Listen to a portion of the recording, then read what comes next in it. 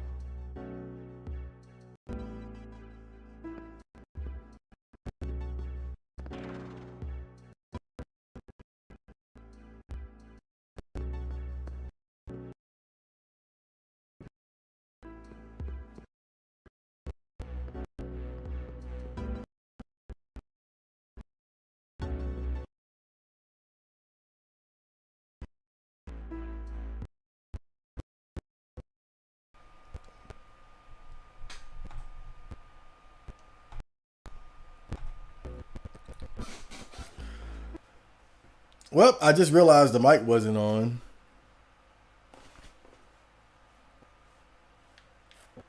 Yeah, so there's that happened. Yeah. The mic wasn't on, but I wasn't even here for like 5 minutes anyway. I had to go use the bathroom.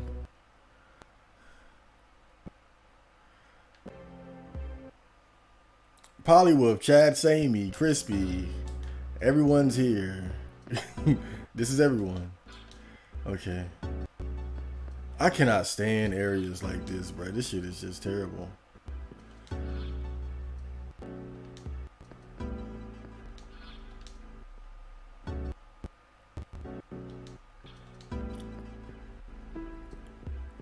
Oh, look, a chest. I'm not even going to stress about it, though. What could I possibly need at this point? What could I possibly need?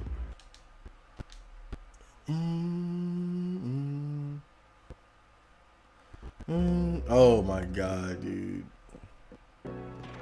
I just feel like areas like this are kind of whack because there's no rhyme or reason to it. It's just, it's one thing if you have a puzzle or something or some type of trick where the player's success is determined by his own wits and intelligence, right? Like if you're smart enough, you'll figure this out, right? I can appreciate that, but this isn't anything like that. Like this is just completely random because when you hit a certain part of the map, it just teleports you somewhere else. And so, I mean, just look at that. And so it's really just trial and error and remembering the spots that you've already, or rather remembering where each trigger point teleports you. But I can't really appreciate something like this because it's not really based on any sort of like skill or intelligence. It's literally just it's just complete trial and error.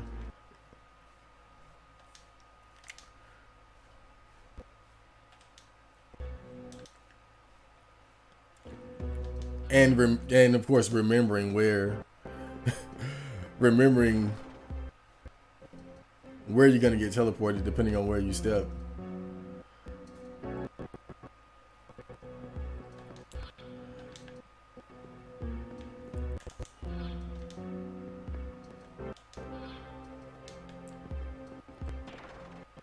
Yeah, like right there, just teleported.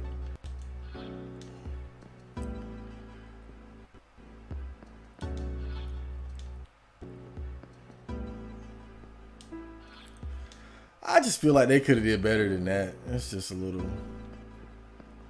little lame. It's a little lame. Oh, great.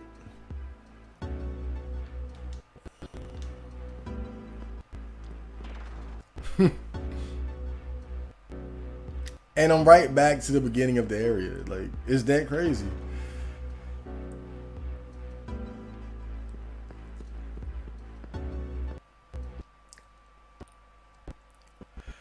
I love this game, but it's dumb shit like that that kind of holds it back. I just feel like if you're gonna make a dungeon and you want to make it interesting and challenging, there are other ways to do it other than making it, other than just relying on tedium to get in the way of the player making progress. Because that's really all this is.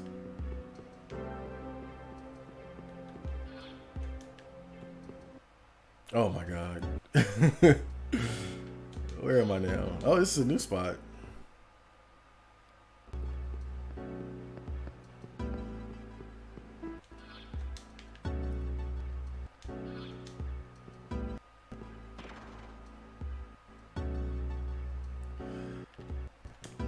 I just wish it was something.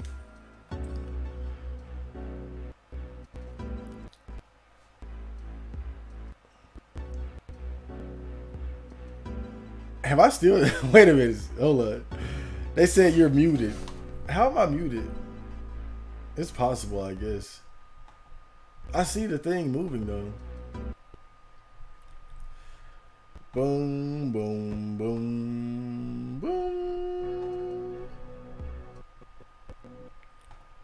Dun, dun. It can't be muted.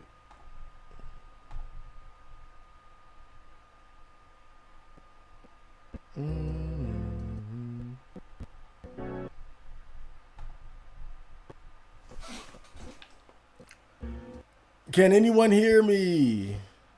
Can anyone hear me? I don't see how I can be muted though, because I don't see how I can be muted. I can see the thing moving here. Let me just try it again real quick. I'm default and okay. Da-da-da. Da-da-da.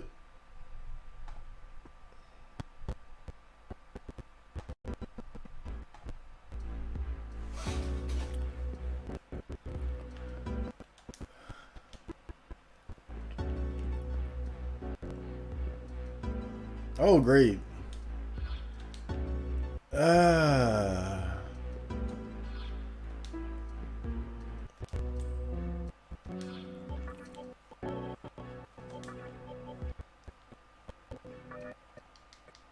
Wait a minute. I used the wrong one.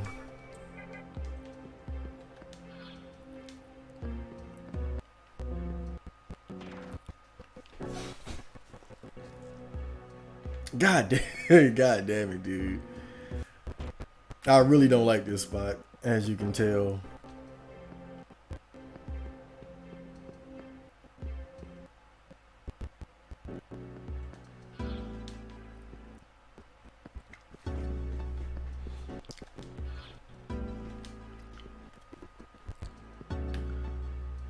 If I had to do a review of this game, that's definitely one thing I would take a point away for, is the dungeon design is not great, really.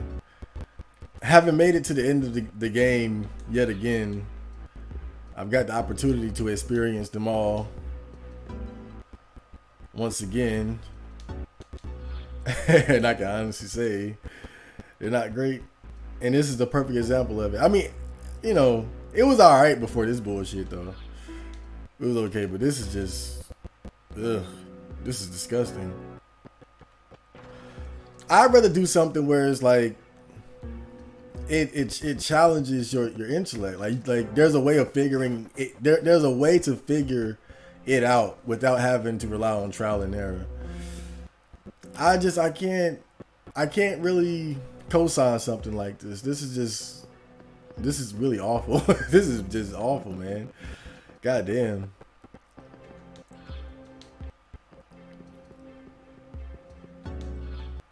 As if the design of the dungeons weren't bland enough. You pull some shit like this, it's just like, ugh, god damn it, dude. That's why I'm glad I have Estoma. Like to have to do this while dealing with random encounters would, oh man. I mean, just forget about it.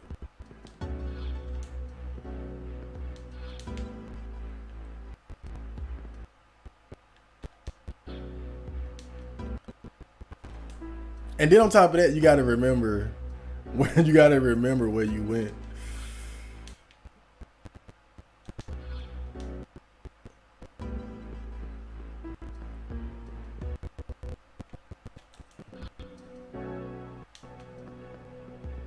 Okay, I have to go this way. God damn it, dude. Where am I now? So this is just gonna teleport me somewhere. Okay. Turn around. I hate this shit. So I hate this shit. Goddamn, you guys just don't know. Fuck this damn shit.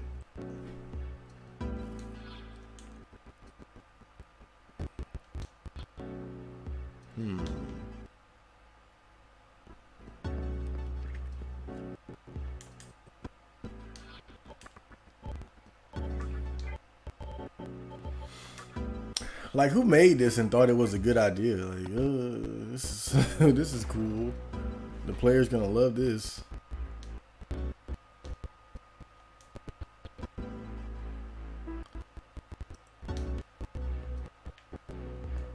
Oh my god.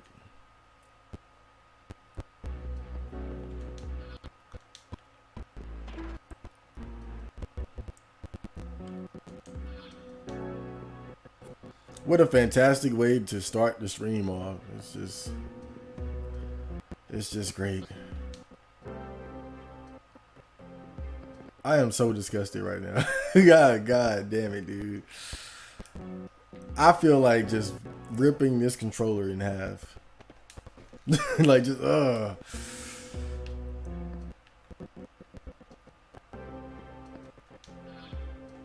Why would they do this? This is just awful.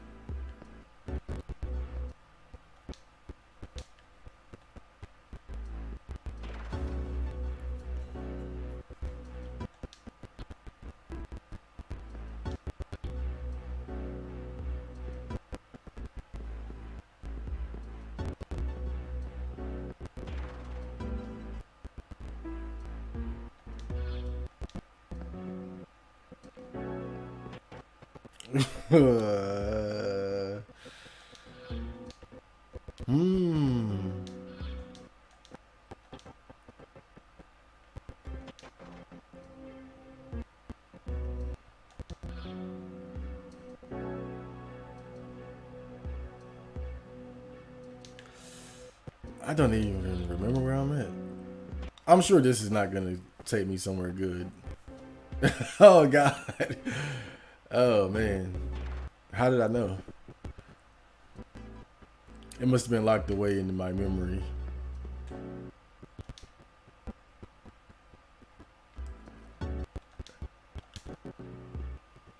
Oh my god, dude.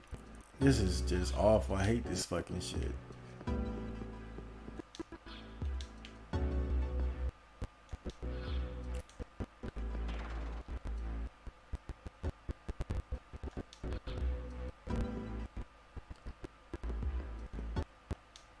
And it's made all the worse by the simple fact that everything from the floors to the walls to the ceilings look exactly the fucking same.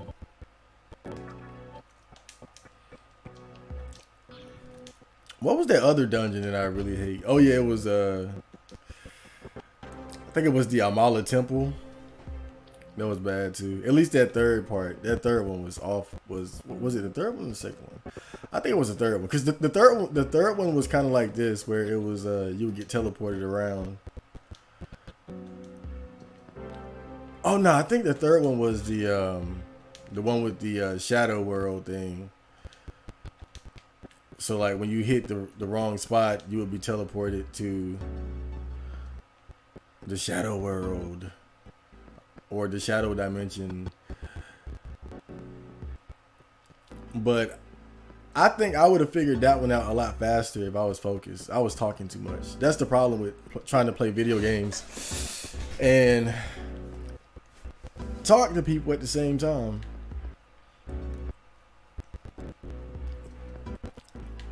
That's why I'm laser focused on this right now, because I know I just want to get out of here as quickly as possible.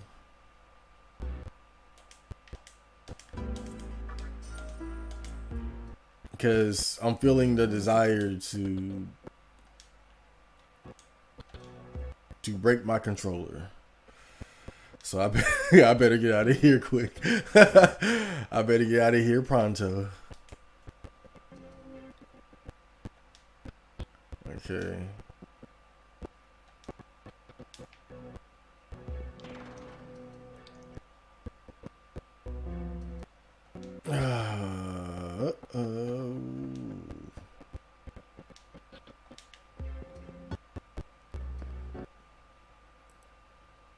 Oh, there's another mystical chest. That's great. That's fucking fantastic. Fuck, fuck, fuck, fuck, fuck.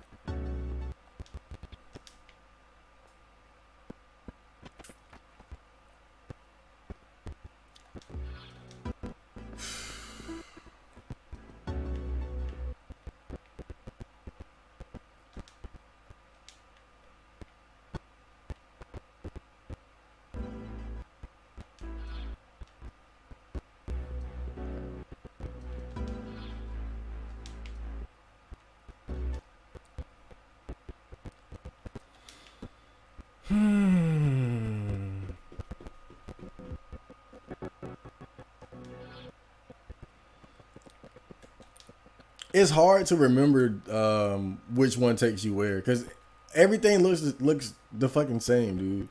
Like, god damn it, everything looks the same. So it's hard to tell where. It's hard to tell which spot teleports you where, because everything just looks the fucking same.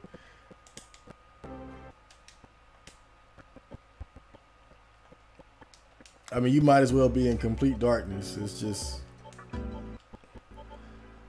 Ah, my God. I want to strangle whoever the fuck designed this shit. Like, I want to go to Japan, find the motherfucker who designed this and just choke him the fuck out. I'm not going to kill him. I just want to choke him out till he pass out and then peel his fucking head.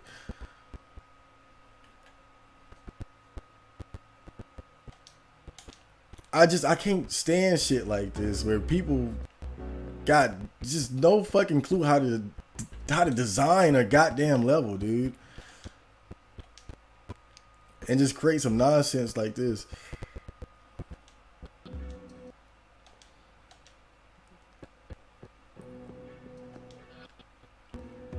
I mean, this is complete amateur. This is just amateur work right here, dude.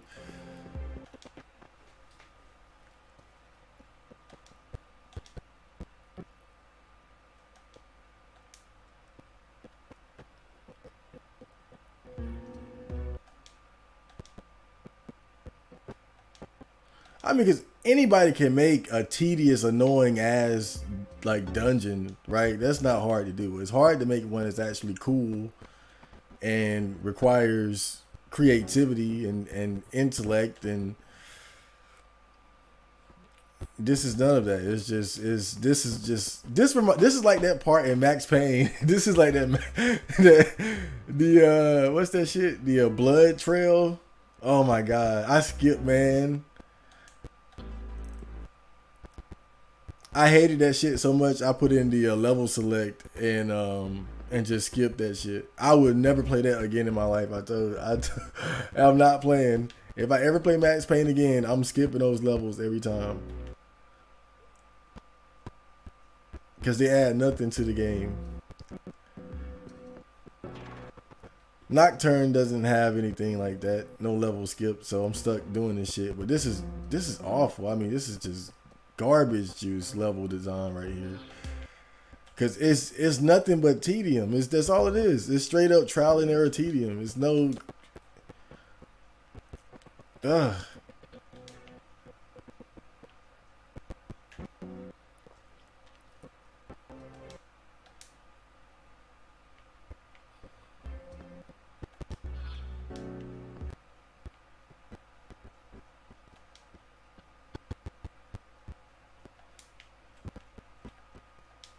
Every time I get back, I forget like which one took me where. Of course, that ain't helping.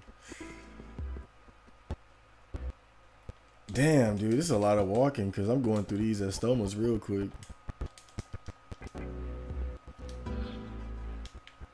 I want to choke somebody so bad.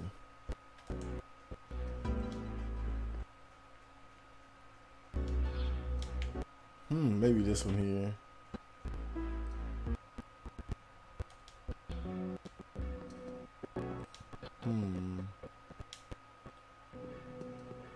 Doom, doom, doom. Oh no, this is definitely gonna take me somewhere bad.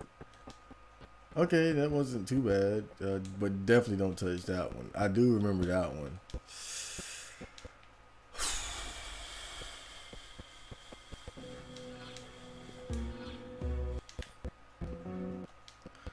You ever just want to reach out and choke somebody?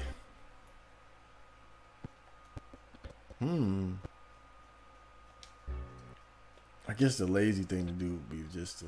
Wait a minute, didn't I already...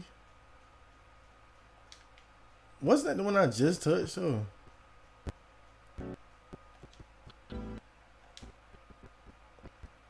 Does it just take you back to the same spot every time? Wow, that's interesting. I didn't even realize that.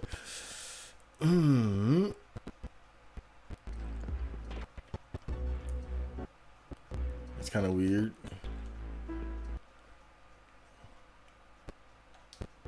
I just keep visualizing myself choking whoever made this. Like just oh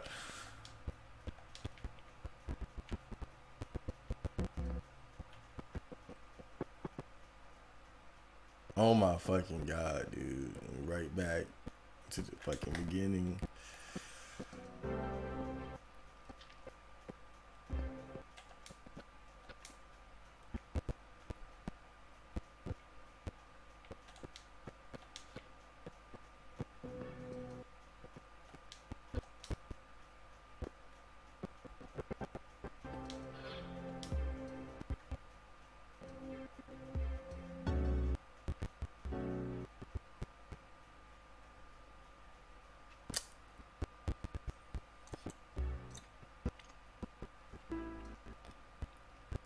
I am furious right now. I am furious.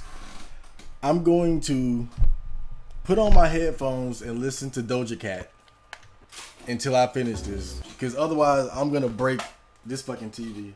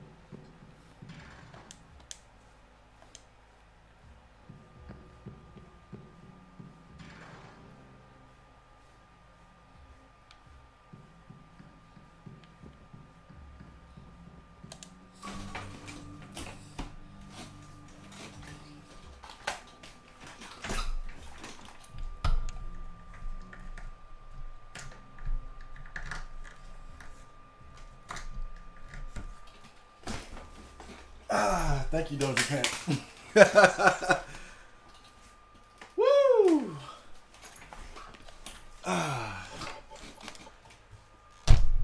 Now tell me why the fuck that worked. I didn't look at the map or nothing.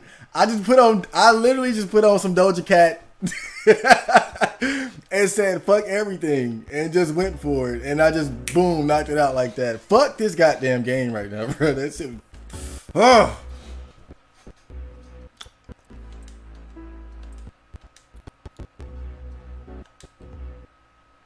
I mean, I almost ripped this goddamn controller in half, bro. And it's so stupid because it's like the harder I tried, I made no progress. And then when I said fuck it, let me put on some fucking gay ass pop music, boom, I knock it out. I don't know. I don't get the logic on that one, but it worked. Because I was about to break this fucking controller, dude. I'm just at the point I don't have patience for like tedious dungeon shit right now, bro. Like I don't, I don't. Let me just play the fucking game, dude. I just want to play the game. You know, I don't mind. Oh, it's dark. The floor is lava. I can live with that. That's okay. That's fine. But that other shit, no, fuck that shit. That's lame. I don't care if the floor is lava. The floor can be super lava. I'll take it. But no more teleporting. Fuck that. Oh my God. At least I'm here, though. At least I'm here. Oh, God damn it, dude.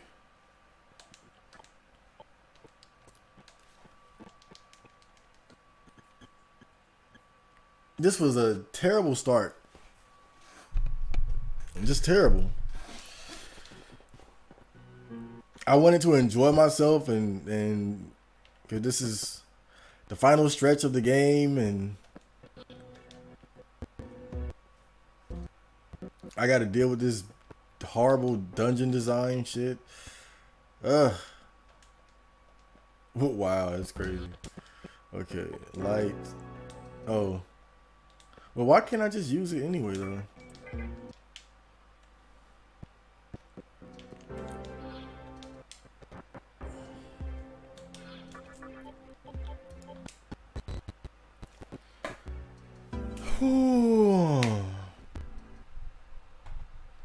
Marco, I was just talking with my sister about you and your music and your live popped up. Yeah, I was wondering how some people get in here so fast. Maybe you got the notification bell on or something.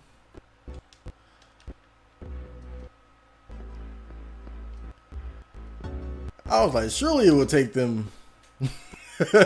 Surely this time of day, I don't usually stream this time of day, and I was like, surely it'll take a while. Nope, it popped up quick. But it took me a while to get started because I was smoking and then something got stuck in my throat. My throat's still burning right now. That's why I'm so irritable.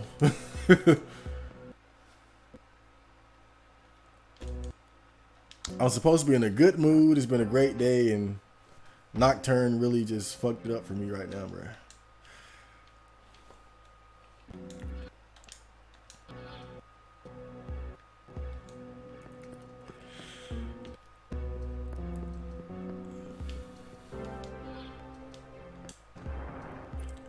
I mean, we're still alright, yeah, they're still doing this fucking teleporting shit, bro. Do I gotta pull out the Doja Cat again?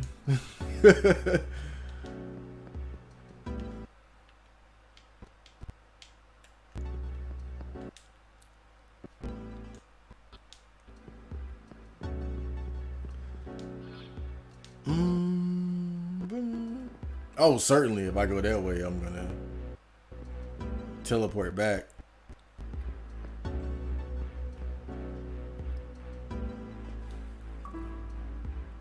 That's just fucking great, ain't it? It's just fucking great. It's just fucking great.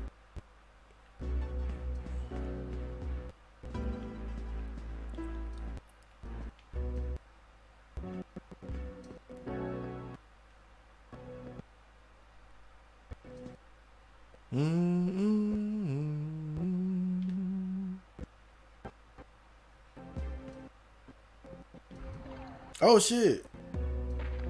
So I'm back down where I was. Most unfortunate. Oh. I don't know. These treasures can't get me excited anymore. See how much fucking money I got? Like, I'm balling in this bitch, and I'm right back where I started. I do remember, though, how I got where I was. God damn it, dude. I ain't got the patience for this bullshit no more.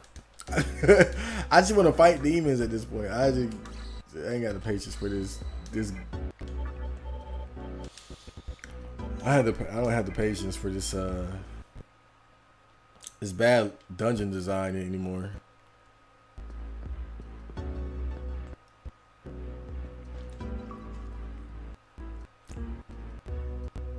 Good thing this song is pretty good. Okay.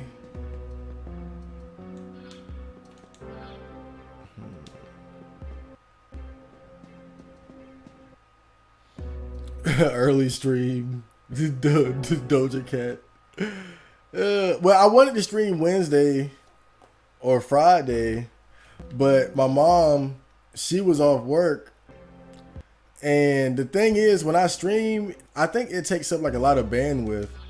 And so I know she was you know, it was her vacation week, and she likes to like stream movies and shit. So I didn't want to get in the way of that. So I was like, yeah, I'll just put it off, because I wanted to make sure that she had the bandwidth necessary to stream her movies and shit.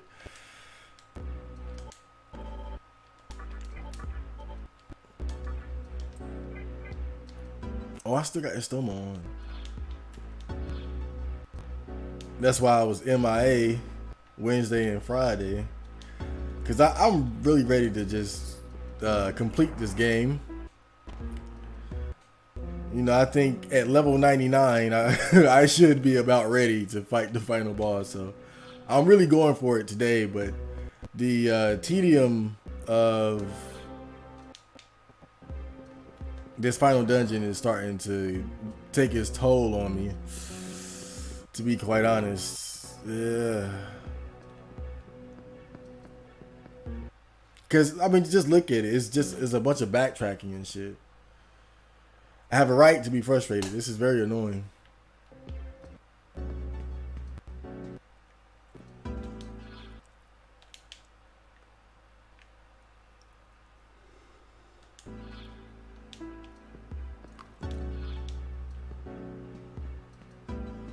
Oh, wait, did I think that's not a good place to go. But is this a good place to go either? Nope, certainly not. But I can't go back. Damn. That's unfortunate. Where am I? Okay, I can go this way. Laughable.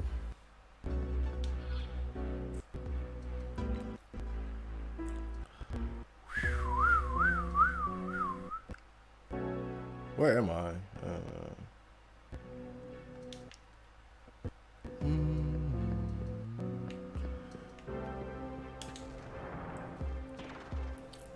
I ought to use the Doja Cat method again. It worked. It worked last time. Oh god, dude! Like, just throw caution to the wind and listen to pop music. That'll get you through. How did I get? Oh, I see. I see. Maybe I'm going the wrong way though. That's a possibility too. I'm gonna try one of these other ways that I haven't gone yet. Okay. At the very least, I don't have to. Oh god. At the very least, I don't have to fight enemies. That would make it worse. Cause I'm stronger than anything they can throw at me. So.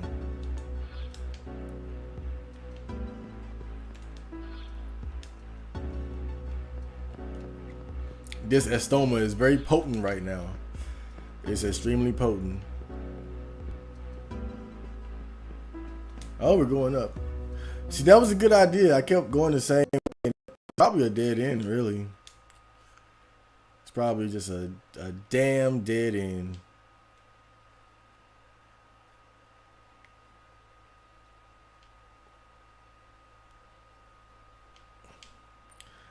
Man said Doja Cat.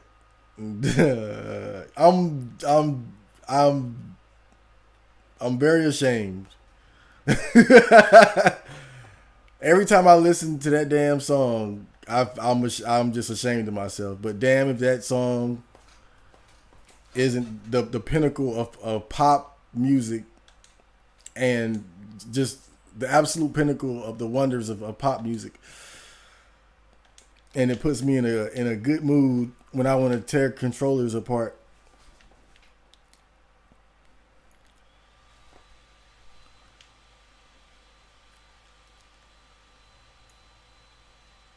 Every time I listen to it, I hate myself, but I love that song.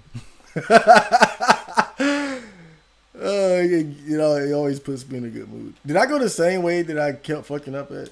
Let's go back. You have to go back. So I'm gonna go back to that other place. Wait, I can't go back actually, because these are one-way doors. This has got to be. It's not. This can't be the worst dungeon ever of JRPGs, but it's pretty bad. It's pretty bad.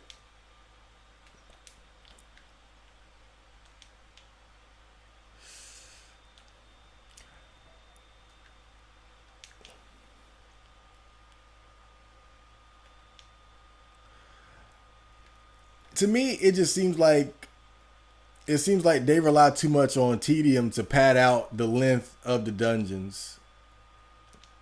Instead of just making a good dungeon, you just make it tedious and annoying.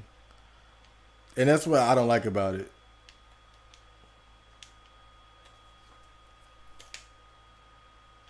Man, I was playing Final Fantasy VIII,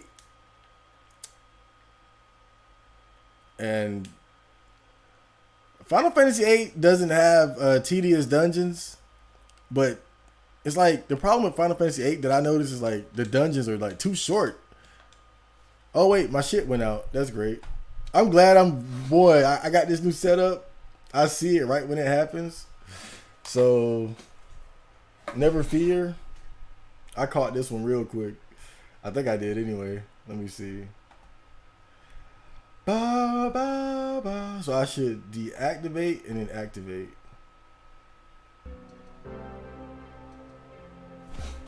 All right, we're back. See, normally, the way I had things set up, I couldn't see when it went dark like that. I mean, when the feed went out, because I would have the chat in. I would be looking at the chat on YouTube. And on YouTube, they do show you a preview of your stream, but I always kept mine paused because I felt like it would take up unnecessary CPU power or bandwidth or something. So I said, nah, I'll just keep it paused. And that's why I would never know when the stream went out before.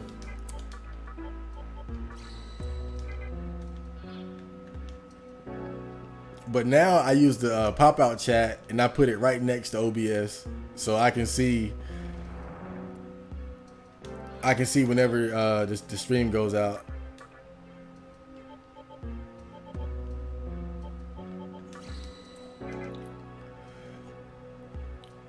What song was it? It was it Kiss Me More?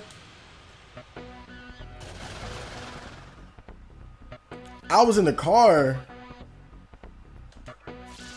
riding with my mom and I heard it. I was like, damn, that song sounds so sweet. Let me go find it.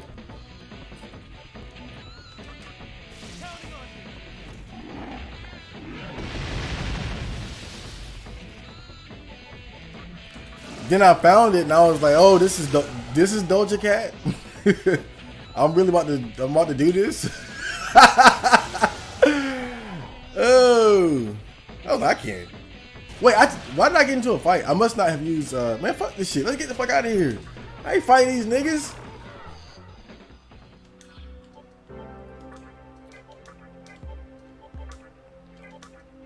I must not have used Estoma because, yeah, I didn't use it.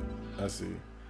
You got to use it so much in here. It's just, oh, it's, God damn it, dude. I hate this fucking dungeon. Fuck. I hate this fucking place. Shit.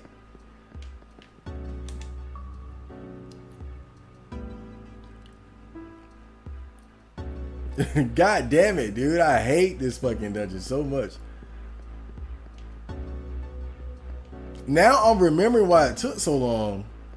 I had like flashbacks of playing this with like years ago, and I kept thinking about this dungeon. I was like, I have these memories of my friend coming over throughout the week, and I remember every time he came over, I was playing this damn game, but I was in this dungeon, and I was like, how the hell? Wait. How long was I playing this damn? How long was I in this dungeon? Cause I remember like day after day after day of him coming over, and he would smoke, and I'd smoke a little bit with him, and then we'd come in the living room and I'd be playing this. But from what I remember, I just remember that going on for like a week. I was like, hold on, ain't no way this dungeon that long. It's now I'm starting to remember why it took so long.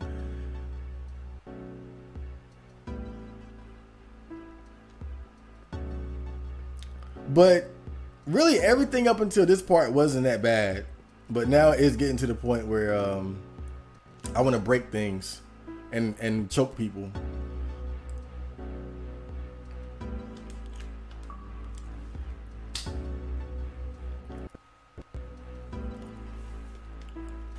How close are you now? What, to beating the game? It should be about, like, this is the last dungeon, so I think it's like 2, maybe 3 more bosses, and then that'll be it.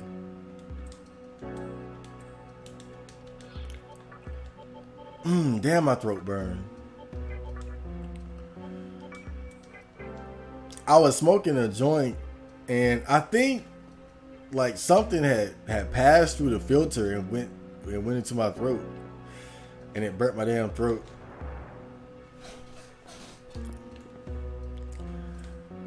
Do you know? No, what?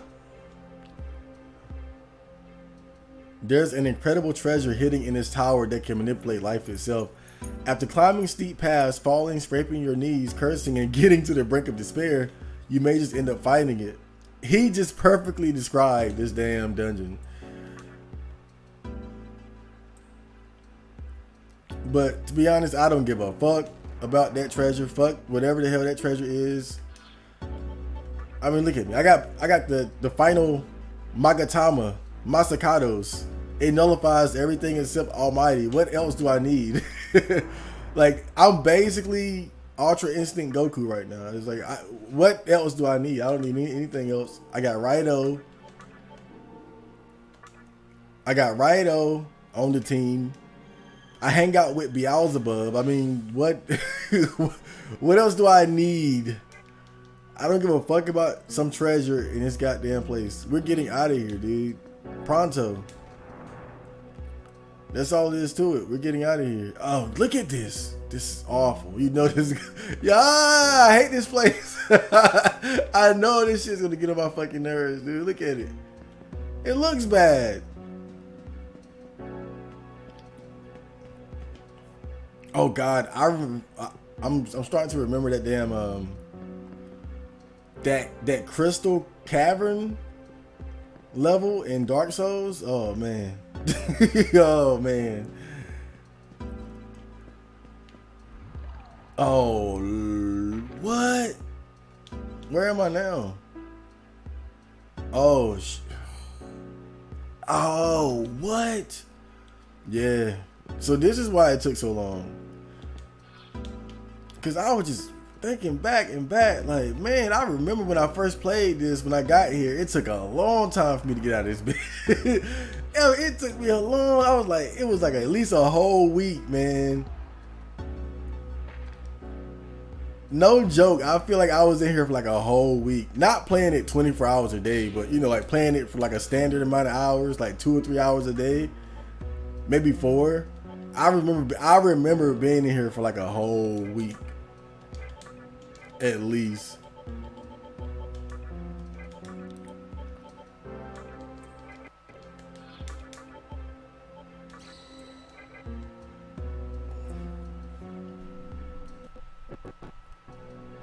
Boom, boom, boom, boom.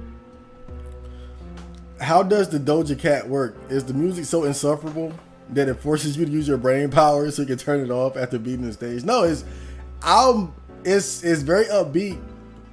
It's upbeat, like it's gay ass pop music, you know? So it's like, how can you be mad listening to it?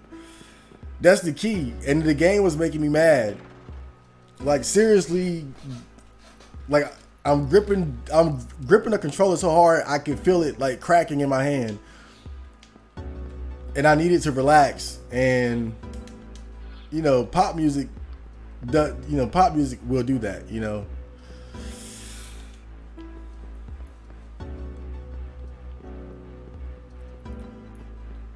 I needed to relax and not take the game seriously. So I just put on some pop music and didn't even try. And somehow it just worked. I don't even know.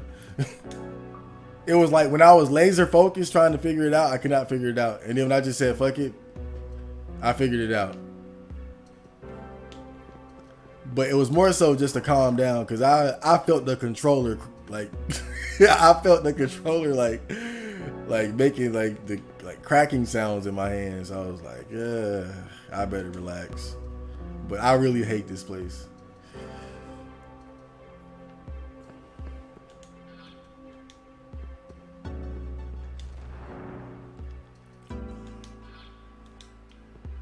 Oh, you know what I just realized too? I could just, if I fall down again, I could just save. I mean, not save, but load it up. So that's an idea. Should I pick up Nocturne? Yeah, it's a great game. Don't let my rantings about this terrible level dungeon design deter you. It's a great game.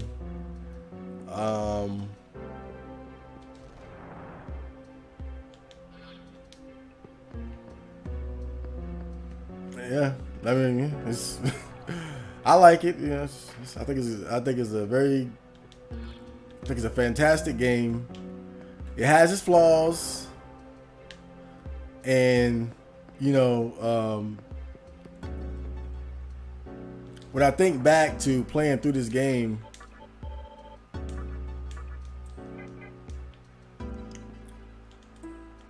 the thing that really pissed me off the most really was the dungeon designs. Nothing really made me as upset as that, and this one really takes the cake.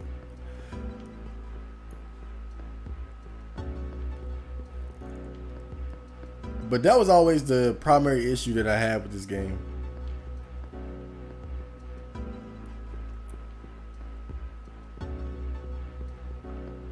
The dungeons don't really have great interior design, and a lot of times they depend on just making the dungeon as tedious as possible to pad it out, so it'll last longer.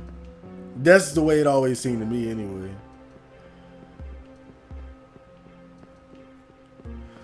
Cause you know, with some games that have dungeons that you explore, the developers, they come up with creative ways to extend the length of the dungeon, right? Like, okay, you got to get this key, you got to hit these levers, you got to change this water level, like kind of like for example, there's one dungeon in Final Fantasy VIII. I forgot what the dungeon is called, but I know it's the dungeon where you get the brothers GF, those two bull-looking monsters. After you defeat them, you get them as a guardian force. But it's that dungeon, if anyone remembers. I forgot what it's called though. But that was one that was, again, it wasn't super creative, but that's what like just the way it's designed, I would say that's a more like creative way of making a dungeon and kind of using slight trickery to extend the length of said dungeon. Cause it's like a maze, and then you got to hit these switches to change to open up something. I've got exactly how it go, but you know, I just thought that was pretty cool the way they had designed that.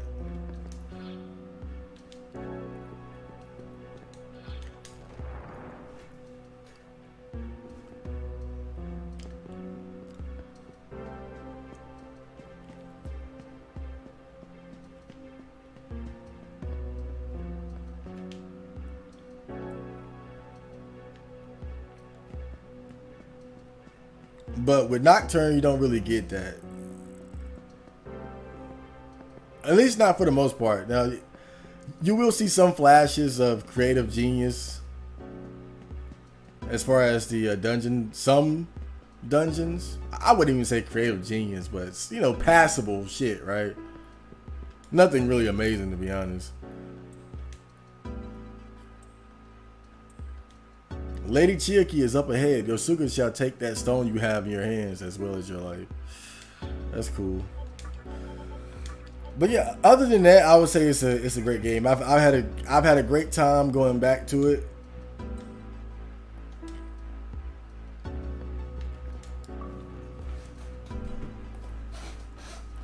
I just think that it suffers from what a lot of early SMT games suffer from, which is poor dungeon design. And you can say that for Persona as well.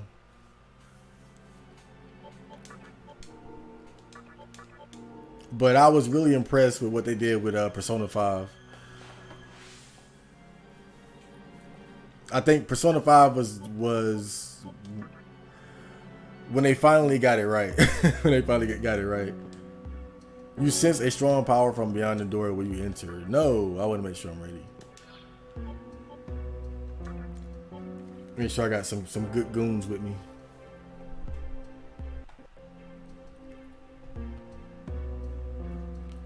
Floor 413. It's pretty big.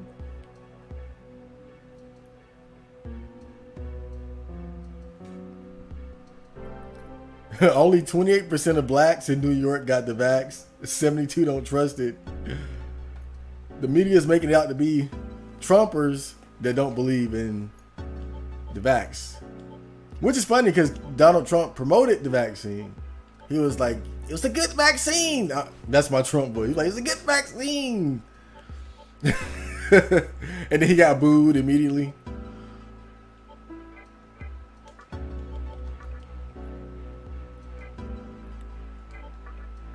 It was funny, like, after that rally where he promoted the vaccine and got booed, I forgot what article it was, but it was like, they were trying to say that Donald Trump had created a monster and now is out of control. Like, even he can't control these anti-vaxxers. And it's like, they don't get it. It's like, people not gonna just do whatever the fuck Donald Trump say. Right? Like, Donald Trump can't just say, okay, jump off a cliff. Right? He ain't got that type of damn power.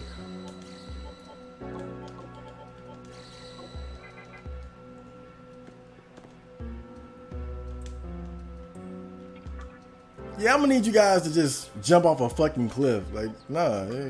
Yeah, okay, Master Trump. Okay, Trump.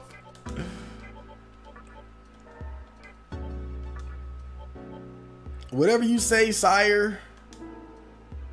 Lord Trump. Trump Sama.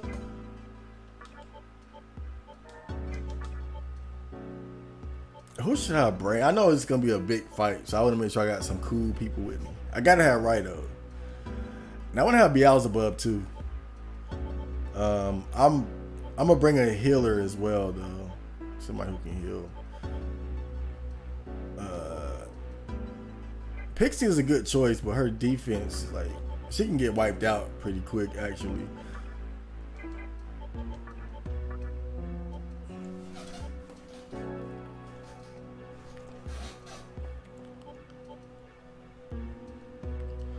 But yeah, man, black people know better than to trust the government anyway.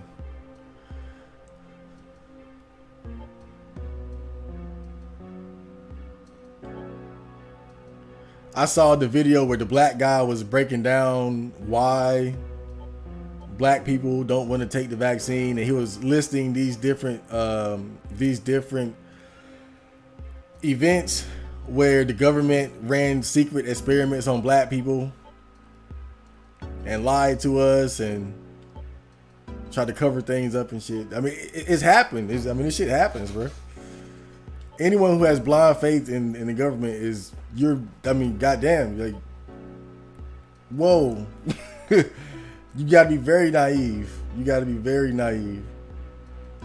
I'm gonna bring in Gabriel. She's cool.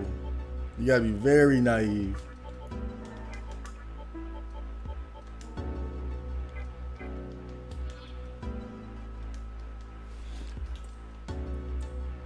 I mean, didn't y'all listen to Michael Jackson? What did he tell you? They don't care about us.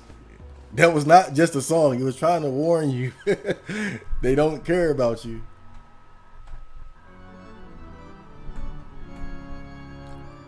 But at the same time, the easiest way to control people is to pretend that you care about them.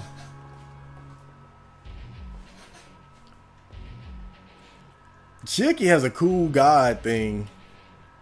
You have done well to make it here. Therefore, I will do you the honor of fighting to my fullest ability. I would want nothing less. Our friendship dies here. We are adversaries, each upholding our own reason and contending for creation. As fate would have it, we are both beyond shedding tears. We need not hesitate to fight each other. So, let us now decide who is truly superior. Challenge me with all your might.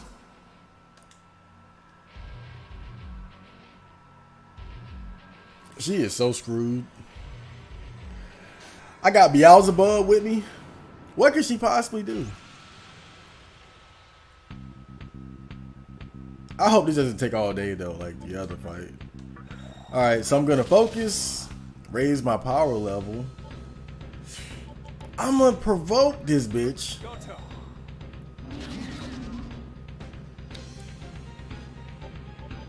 Beelzebub is going to raise our physical attack power. I'm gonna pass it, and I'm gonna hit her with some big shit. Let's see how she like it.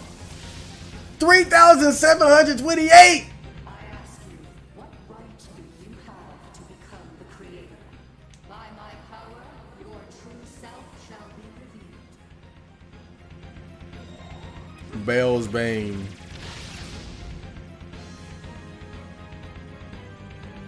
He turned that bitch to a fly. That's okay, whatever. Whatever.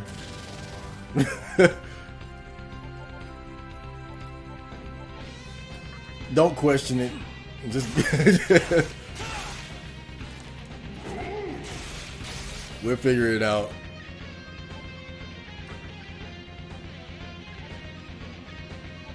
Let me see. But what can she do as a fly though? I better be careful. Like, it might be so stupid that if you use something with her as a fly, it'll just kill everybody. Let me see.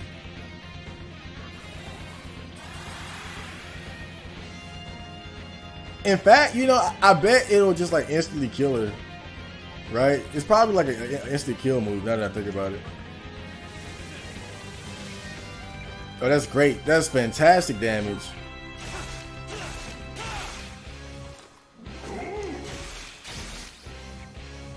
You are indeed worthy.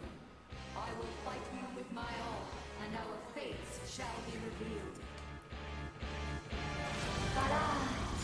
Divine will.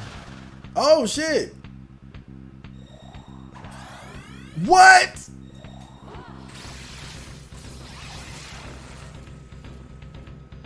Gabriel's dead? Okay. That's cool. He get, oh man. Okay. I can respect that. I mean, look, how can I complain about her summoning some friends when I come 4 deep every time? But she straight up killed Gabriel. That's shitty. What a shitty thing to do. Let's damn. I forgot what everyone can do. Let me bring in Futo Mimi.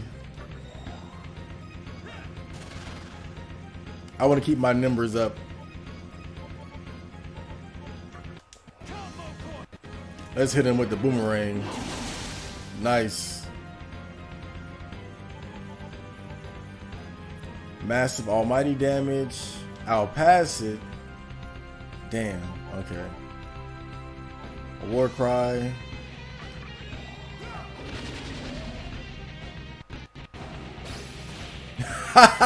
Ultra instinct, bitch. Let me see. Okay. Let's just beat ass. I'm thinking too much. Just beat their ass. That's what we do.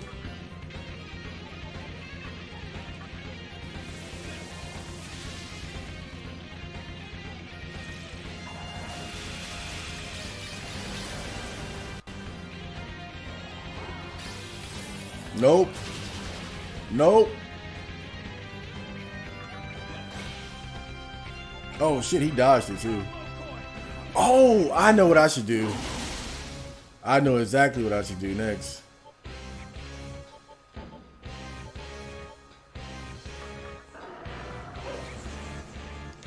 Not that, but you'll see. I have a wise idea. Look at this motherfucker just healing her. You bastard. Come on. Okay, this is what I'm gonna do.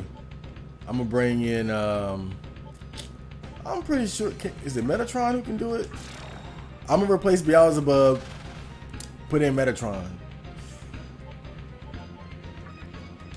I'm gonna provoke these bastards because I have a death wish, and I'm gonna use debilitate. That is the move. That is the way, believe me. I'm going to ruin them. Unless they can Dekaja, they are fucked.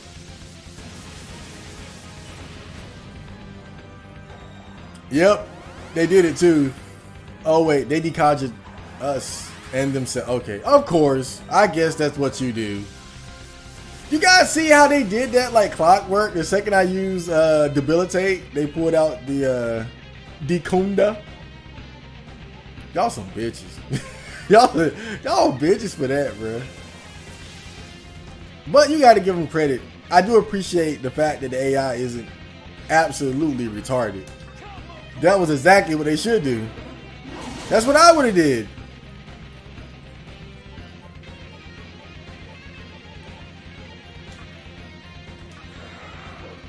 But now I'm going to just force them to keep doing it.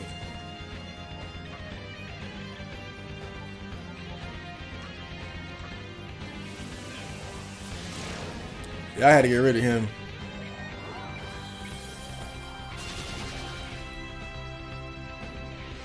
My team is just too good right now, though. I ain't got to worry about nothing.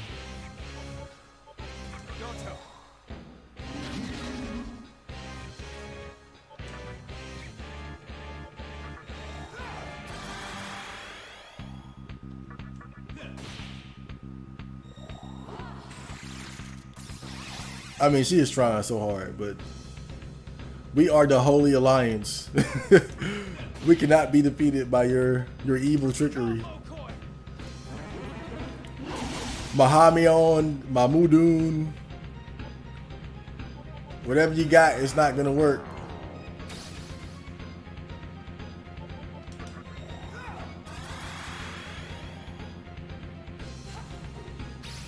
Look at you, Ultra Instinct, bitch!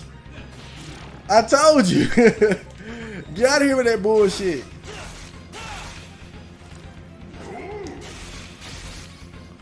Oh, that was a good hit too. Debilitate. Spider Viper. Into Yoshitsune.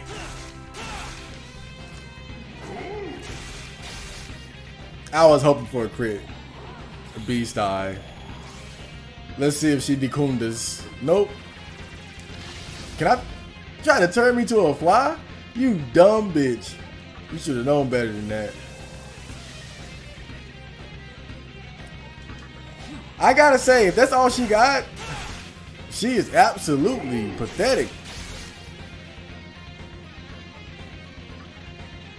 I mean, she just cannot stand up to us right now.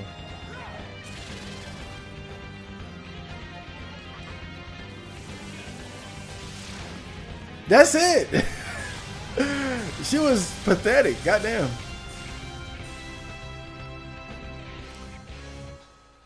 Isamu so far has been the toughest one. Hikawa did manage to kill me, but that was because of his that first phase, which can just so easily instant kill you. Once I figured it out, it was nothing. But Isamu was actually like really tough. Not powerful, but tough, like hard to kill. But Chiaki was a straight wet paper towel. Why won't you accept Yosuga when you possess such strength?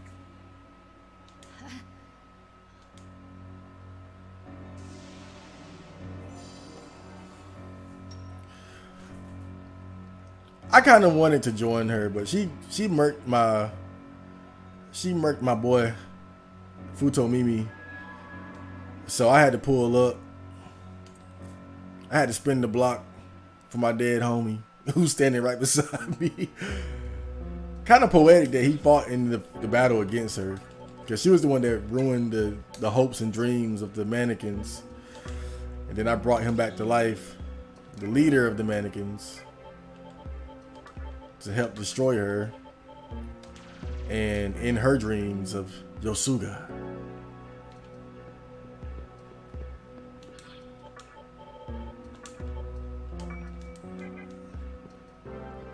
Okay, so now I'm back. Doja Cat. What exactly did you mean on Twitter by "I'm starting to believe in Satan"? Just the state of the world as it is.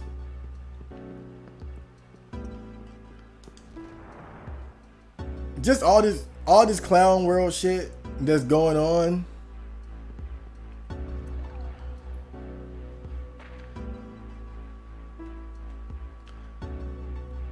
Even with the imperfections of mankind,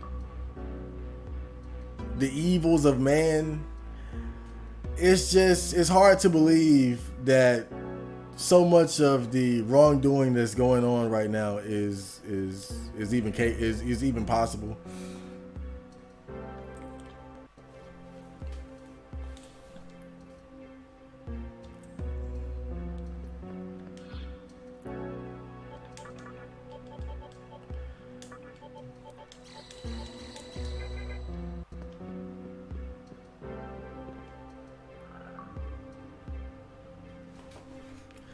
It's hard to believe that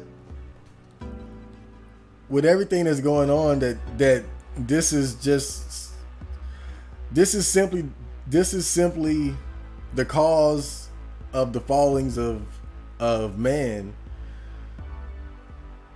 As bad as mankind can be, it's just, it almost seems like there's an even more powerful, sinister force behind everything that's going on.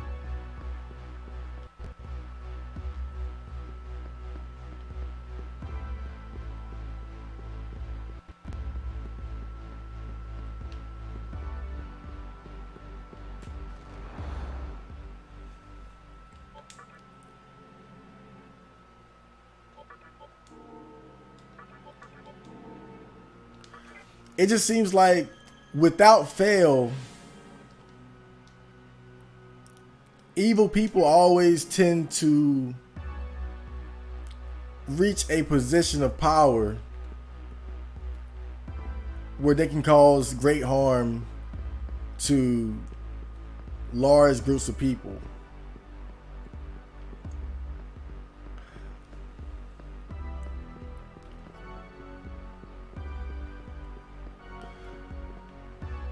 I look at somebody like Joe Biden, and it's like how does someone like Joe Biden or George Bush become president? It doesn't make sense to me.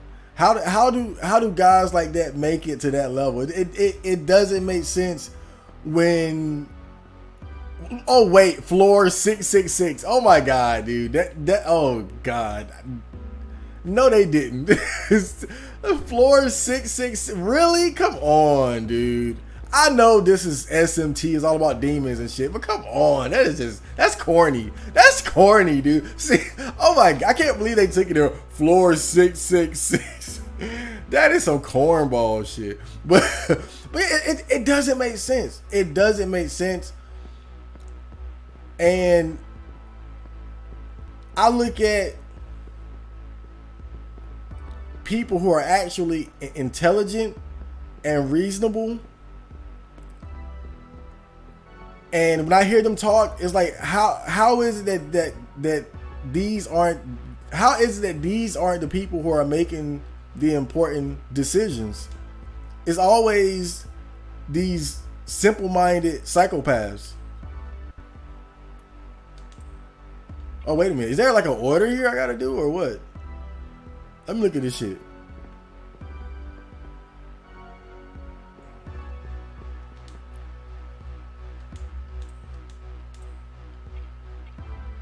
I guess you would go nether stone, earth, then heaven, right?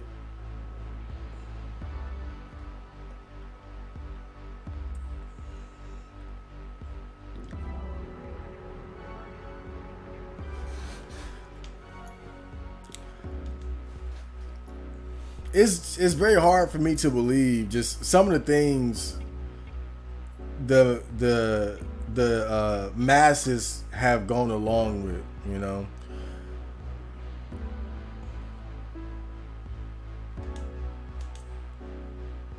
When you look back at tyrannical dictatorships throughout history, I mean, every time you have to understand that it's a small group of evil people who are controlling that.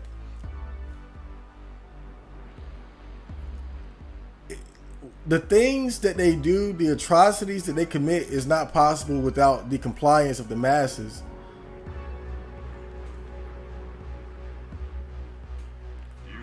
And so it's like, are people in general just that gullible and bad and weak, or is there something else behind it all? And that's why I've been feeling like that, because I cannot believe that I simply just cannot believe that human beings in of themselves are just that fucking bad, just that stupid to allow like all this crazy shit to happen.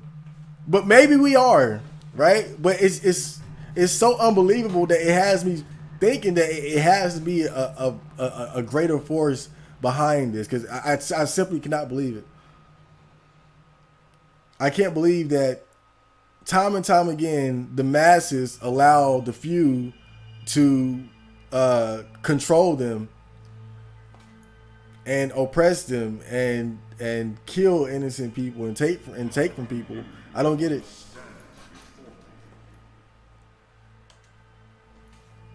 For what purpose have you been chosen? You, with a heart that follows no rule, the bearer of unnamed reason. Your heart longs for the kingdom of freedom, a world that has no set future. This is probably gonna be the final boss, but that's not good.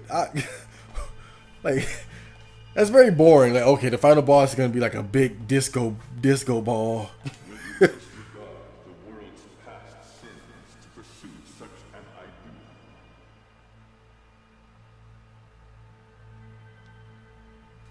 The great will once granted the world freedom, in hopes that it would evolve to a new level.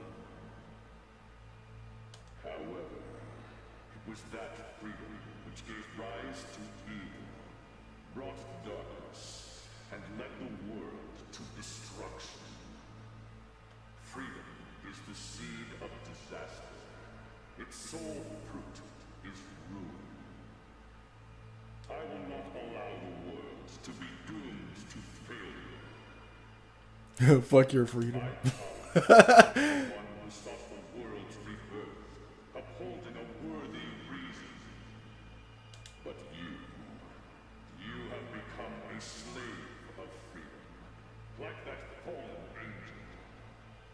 Begone, demon. My light, searing with anger, shall wipe you from existence. The final battle. Come on, like this is come on. A giant disco ball is the final boss. I mean, come on, dude. I gotta admit though, this whole thing looks cool. They did a good job setting the scene, just the scenery here. But damn, look at it. Even the music is it's like, really? Okay, whatever. Let's see if he will accept physical attack damage. That's because that's all I need. Oh, this music is groovy though. I'm digging this. Let's debilitate his bitch ass. Pass it, and then I'm going to focus.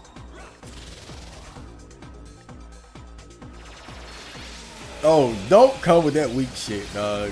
He came just out the gate lane with some ice magic. We are beyond that, sir.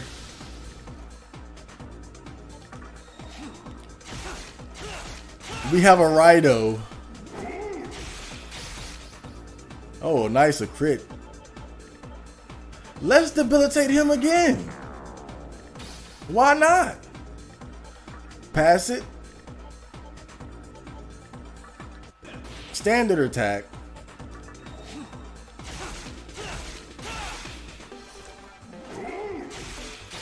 And there we go. Okay. Not good enough, buddy. You're gonna have to do better than that.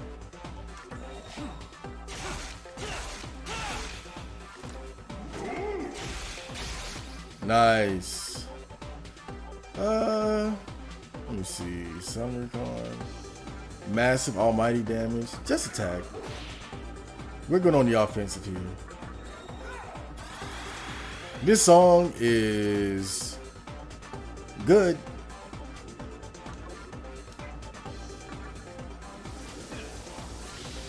Oh man, 5,650. This guy is fucked. Oh man, double crit. Phase shift. Attack. So what did he do? That phase shift might be bad. Let me just test him out. Okay, so he's still okay. I thought maybe he changed his resistance or something. He's still a bitch. Oh, nice, nice. Yet another critical. Okay. Let's pass it. Hit him with a Spiral Viper. And another one of these babies.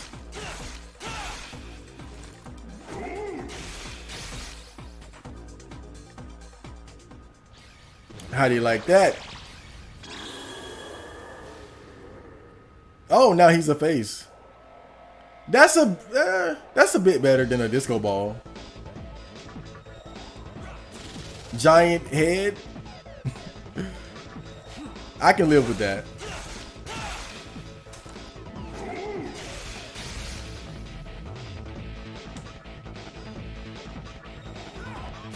Get your focus on. That's big boy damage. Dragon Eye. I wish I could learn Dragon Eye. That would be nice to get 4 extra turns. Oh shit. Wait a minute, where did all that damage come from?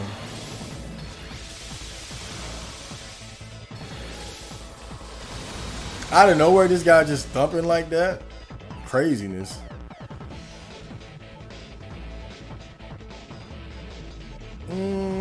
He killed Metatron.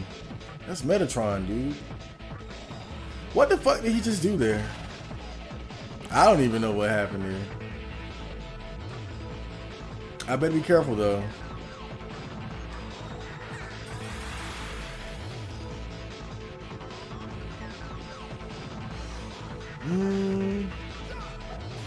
He did. Oh god.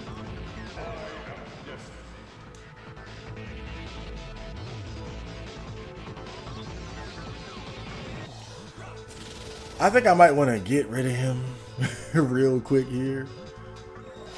I'm definitely not going to provoke him because he hit hard. Okay, nice, a critical. I could bring back Metatron, but no, we want to get rid of him quick. Nice. Wow, that was a good hit. All right, yeah. We got to lower his attack power for sure.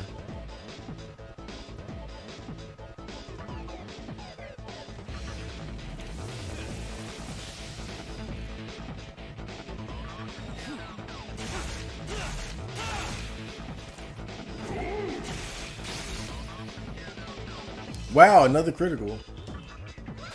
Another one. Oh, she has Bright Might. Oh, man. That is awesome. This guy definitely has his almighty. Some good almighty power there.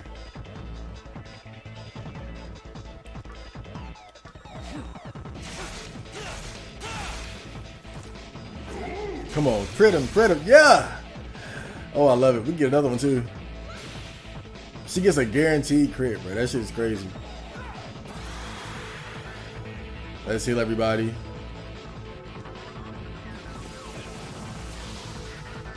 Nice damage there. I'm gonna just go for it.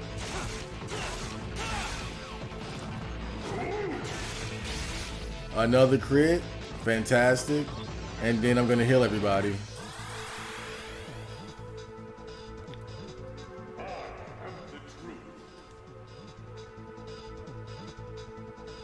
I mean, he is really flexing. He'll take a whole turn just to talk. I mean, that's a flex.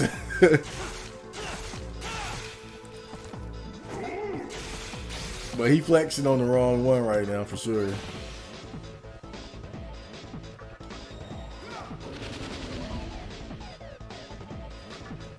I am not the one to flex on. I will tell you that. Ha! Infinite light. Yep. Let's just kill everyone at the same time. Vicunda. Okay. I think that infinite light attack. Oh, he's really hurting too. The infinite light attack, I think it just cuts your HP in half. I think it's a move that's meant to just intimidate you, but it's not really that dangerous. Okay, no crit that time. You know what? Fuck this guy. Let's get that guaranteed. And then I'm gonna use War Cry. I want to keep him weak. I might look like I'm in danger, but I got this bead chain here. What? And see, he flexing too much. That's gonna be his undoing. Too much flexing.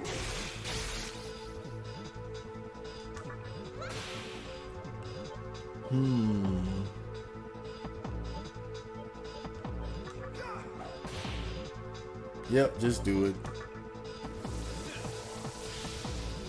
Oh, they ain't hard to do shit. Come on.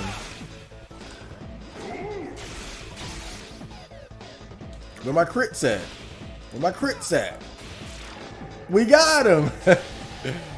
Yeah! He wasn't that bad. He had some powerful attacks, some powerful almighty attacks, but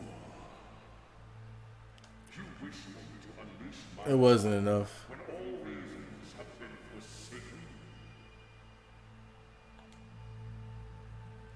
The kingdom you would create promises nothing but suffering. You, demon.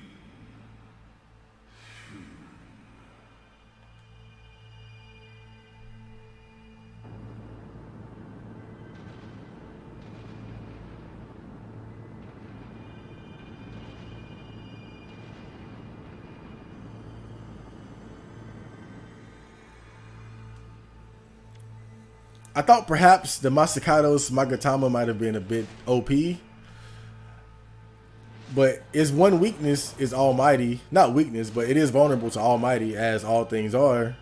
And that's really what the final boss uses primarily, so. kind of seems like a pointless thing. Hey, are you listening? Yeah, I'm back. Oh, that's. Let's get a move on. You know she'll get mad if we keep her waiting. It was all worth it, dude. I got the exact ending that I wanted. Look at it. We're back. We're back to normal life, dude. Fuck all that demon shit. I would have played PlayStation and eat pizza and look at porn and fuck bitches. Fuck all that shit. All them goddamn crazy ass reasons. I want to create a world where only the strong survive. I want to create a world where there's nothing but the stillness of... Man, fuck that shit. Let's go back to Tokyo and chill. I'm trying to get high with some bitches.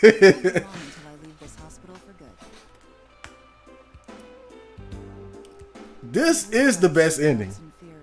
It's the second best ending. We all know that the true demon ending is the best, but this is the second best ending.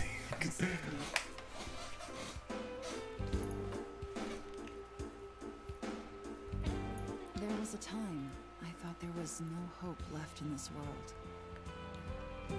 I literally saved the world. Come on. It turns out that was just how I felt about myself. Now that I've gained a different perspective, I can move forward again in life. After all, you have to change yourself in order to change the world. Exactly, Yuko. I got my friends back. You already know all this. They're not crazy, demonic psychopaths. We wouldn't even be here right now. With the powers of a god. We're normal teenagers again. Old world, new world view. Oh man. I love that. I love that ending. It's a very heroic ending. It's like you go through all that. You go through all those trials, all that tribulation. You go through all that trouble, all that fighting, just to bring the world back to normal. Right? We had to endure the end of the world.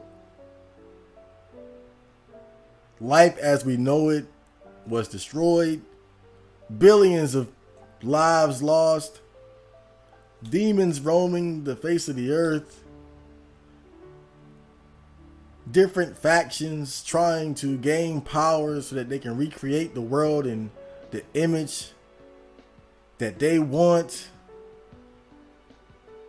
Lucifer plotting in the background. Kagetsuchi observing. And little old me, half demon, half human, the one who in the end will decide the fate of the world. And what do? I bring everything back to normal because I want to look at porn. I want to listen to Doja Cat. I want to play PlayStation 2. I want to go to the store. I want to watch horror movies with the air conditioning on. I want to read manga and watch anime. I want to see the pretty girl who works at the store, who I would never talk to, but whose beauty and feminine energy I will appreciate from afar. My friends, my family, my music, good food, good weed. That's all I need. The power of a demon is great, I must admit. The sense of importance and power that comes with being able to recreate the world in the way that you want it, to finally have the power to say so when before you were just a weak nobody. It's all so tempting. But at the end of the day, I can never forget the simple fact that I love and appreciate the lives of the billions of people that I shared this world with. And if I can give them the opportunity to live life once again, to change their ways for the better, to move forward with our goals and our dreams, the way we were going before everything was cut short because of the apocalypse. If that's what I can do, then that's what I'm gonna do. Nothing is more important than that to me. And that is why this was the ending that I wanted more than anything else. That was Nocturne.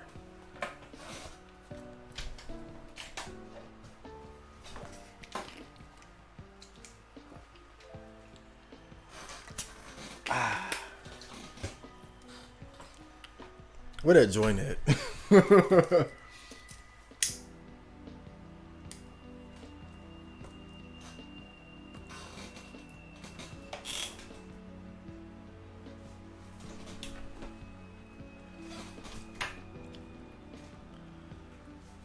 It goes without saying, but this is a great game. I love this game. It's a fantastic game. It's like Persona, but without all the gay shit.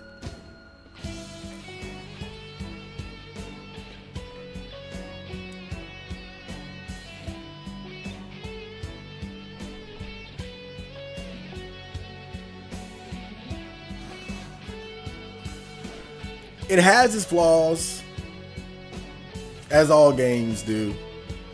But overall, it's definitely one of the best JRPGs that I've ever had the pleasure and privilege of playing to completion. Forever and always, I'll be a fan of Batless. Thank you, Capcom, for your Dante collaboration.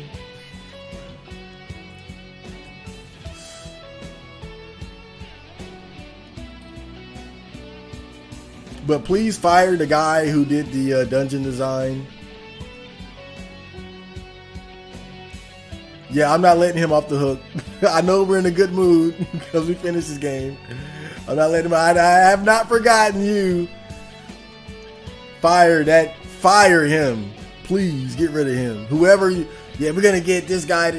Whatever guy you got to do that, get rid of him. Get rid of him.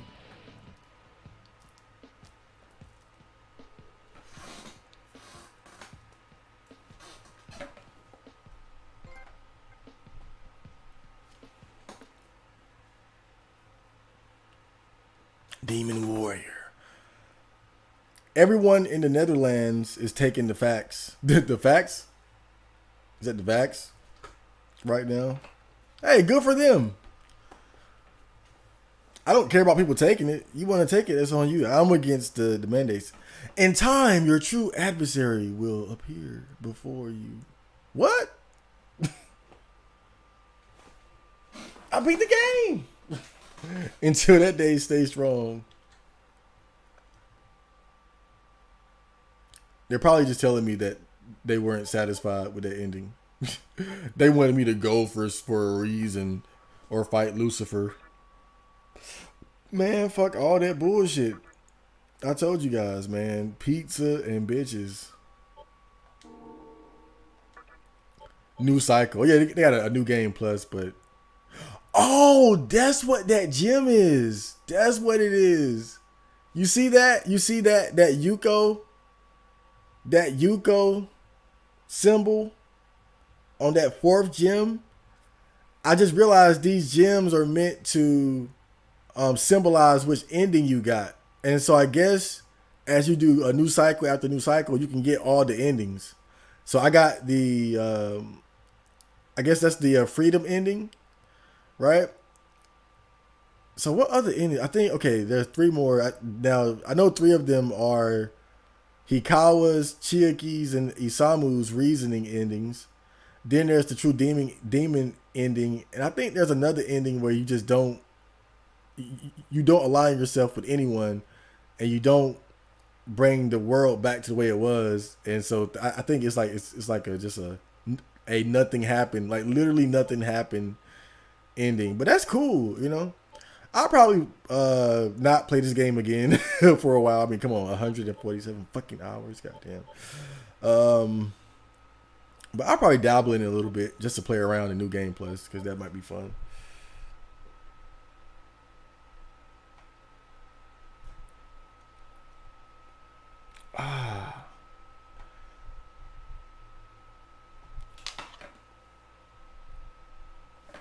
Asian 14% got the vaccine in New York.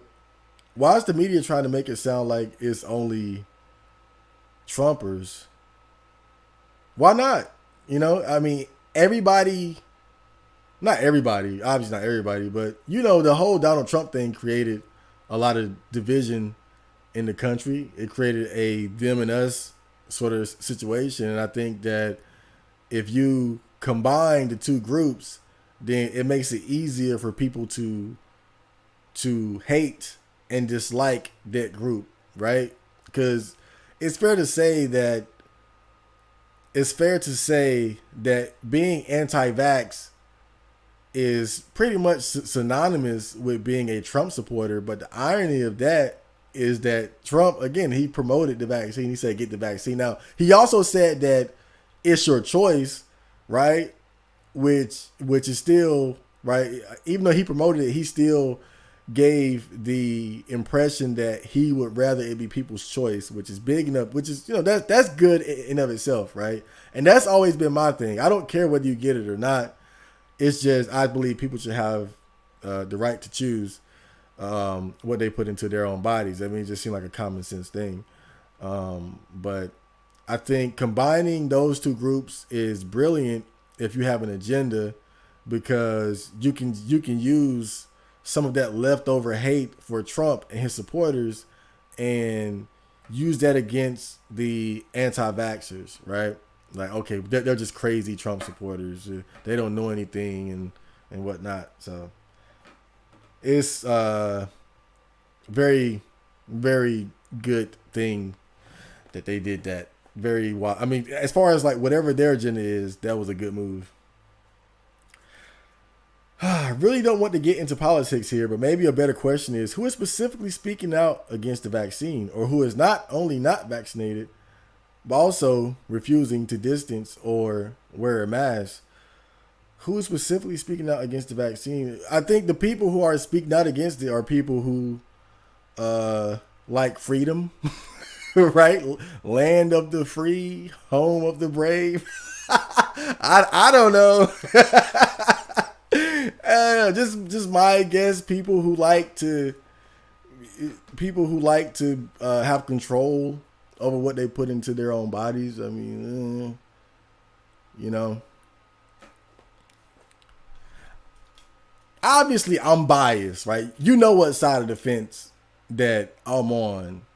But I don't think so obviously I don't think it's crazy for people to be quote unquote anti-vax, because to me it's a very reasonable position to take, to say I don't want to inject something into my body that hasn't been properly tested, something that we do not know the long-term side effects of, right? All of a sudden, that's crazy. All of a sudden, something that was what was common sense yesterday is crazy now, right? And that's what I don't get. So who is it? Like, to me, is people with common sense. Like, that's a reasonable position to take. Oh, I don't want to, and regardless of its effectiveness, I should have the choice to decide what I put into my own body. Again, this is something that we've never had to deal with. We never had to deal with something like this, where the government pushed so hard and crossed a line into telling us what we have to put into our body. This, I mean, I'm not going to say it's unheard of. There has been conflict as far as vaccines, even in the past, like as far as 100 years ago, right? So this isn't completely new, but definitely in our era, our generation, we've never had to deal with something like that. And so to someone like me, it's an obvious, to me, it's obvious that they're stepping over the line by trying to enforce something like that, regardless of whether it's effective or not. I just don't think that's their right to decide. And I talked about it before, but what people got to understand, what people have to understand is it's not about the effectiveness of this particular vaccine. It's about what you allow the government to do to you, what you allow the people in power to do, right? If you go back to the beginning of America, the Constitution, the amendments, one of the main things as far as the amendments that we always go back to is the Second Amendment. Why do we have the Second Amendment? We have the Second Amendment so that the people can protect themselves from the tyranny of the state, right? Reasonable. But if you can't take our guns, then what, right? Then you say, well, I can't take your gun, but I can force you to inject whatever into your body. Okay, so that's just as good. and see, I think the people who are against it, I mean, they come in all shapes and sizes, but I think that's what most of us realize, is that if we get to a point where the government can decide something like that, we're putting ourselves in a very bad position. It's just as good as us giving up our firearms. It's no different. It's no different, because if they can just say, well, you have to inject this into your body, then what happens if they want to inject us with poison or something harmful? We have nothing to fight back against it, because we've allowed them to have that right. And then on top of that, the manufacturers of the vaccine have no liability. So they could, and again, it might sound extreme, like unlikely, but they could. It's within the realm of possibility. They could put out a vaccine for the specific reason of culling the herd, kill thousands, hundreds of thousands, and millions, and then they have a liability shield. We can't sue. And if it got really bad, there would be a lot of outrage, obviously. And what they would do is, okay, we'll sacrifice somebody. We'll sacrifice some 80-year-old old man and hold him responsible, while the main people who are responsible and are going to benefit from it will live on. So, and that's what I've been trying to get people to understand, is whether you can argue about the vaccine deaths and the side effects and all that all day, but whether it's safe or not is less important than the fact that if we allow vaccine mandates, we put ourselves in a position where if someone who has the authority to decide that we have to inject ourselves with something, then we put ourselves in a position where we don't have a means to fight back if the wrong person has that authority. And if you look throughout history, whether you're talking about kings, queens, presidents, emperors, Congress, senators, whatever, evil always finds a way into a position of power. Evil will always find a way to have authority over people. You have evil police officers. You have evil police chiefs. You have evil doctors. You have evil lawyers. Evil exists on every level of our society. And it's most dangerous at the highest level. That is why when America was formed, we created the Second Amendment, because it was meant to protect us from the tyranny of the state. Because that's the most dangerous kind of evil. You know, it's not the goddamn black dude with a hoodie on that's walking down the street at night towards you. Like that, you're like, no, of course we got evil at the lower level, bank robbers, killers, rapists, but it's even worse when evil psychopaths make it to a position of power. And that's really where they want to be. And you have to understand that you're the same way you have good people in power, you're going to have bad people. And that's why it's important to not give the state too much power, because when you do that, you put yourself in a position where they can lead you to your doom, and you have no means to fight back. You have no way of fighting back. You're fucked. You're fucked. You're fucked.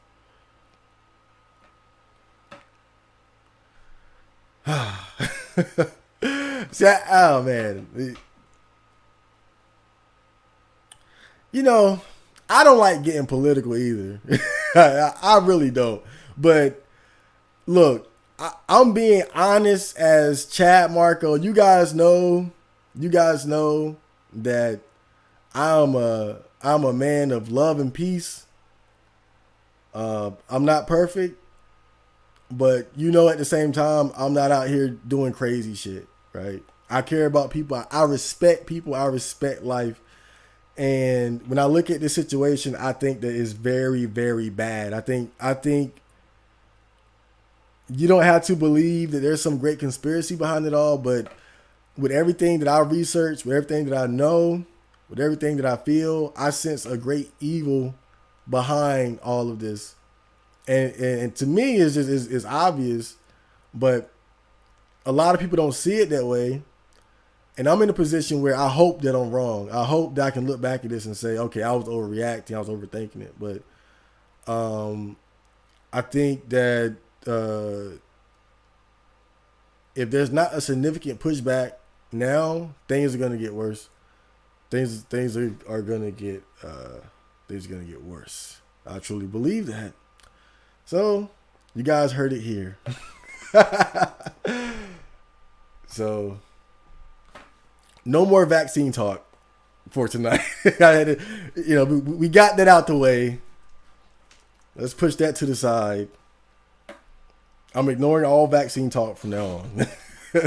But as your friend, as your good friend, Chad Marco, I'm looking at it. I'm worried. That's all I'm gonna say. I'm worried.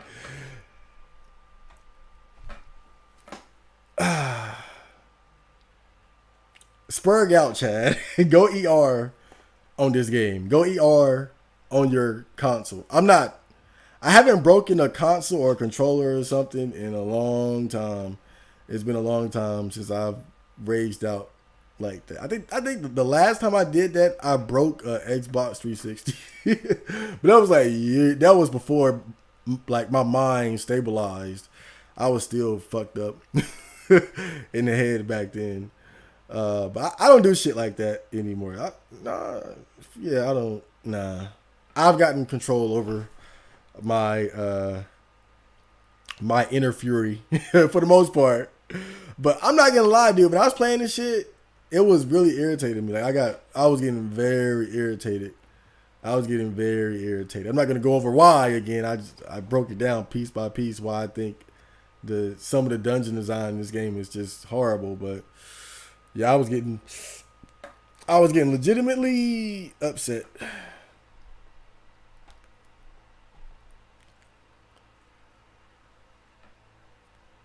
I was only made a mod because a single person would periodically spam chat. Haven't seen him in over a month though. Yeah.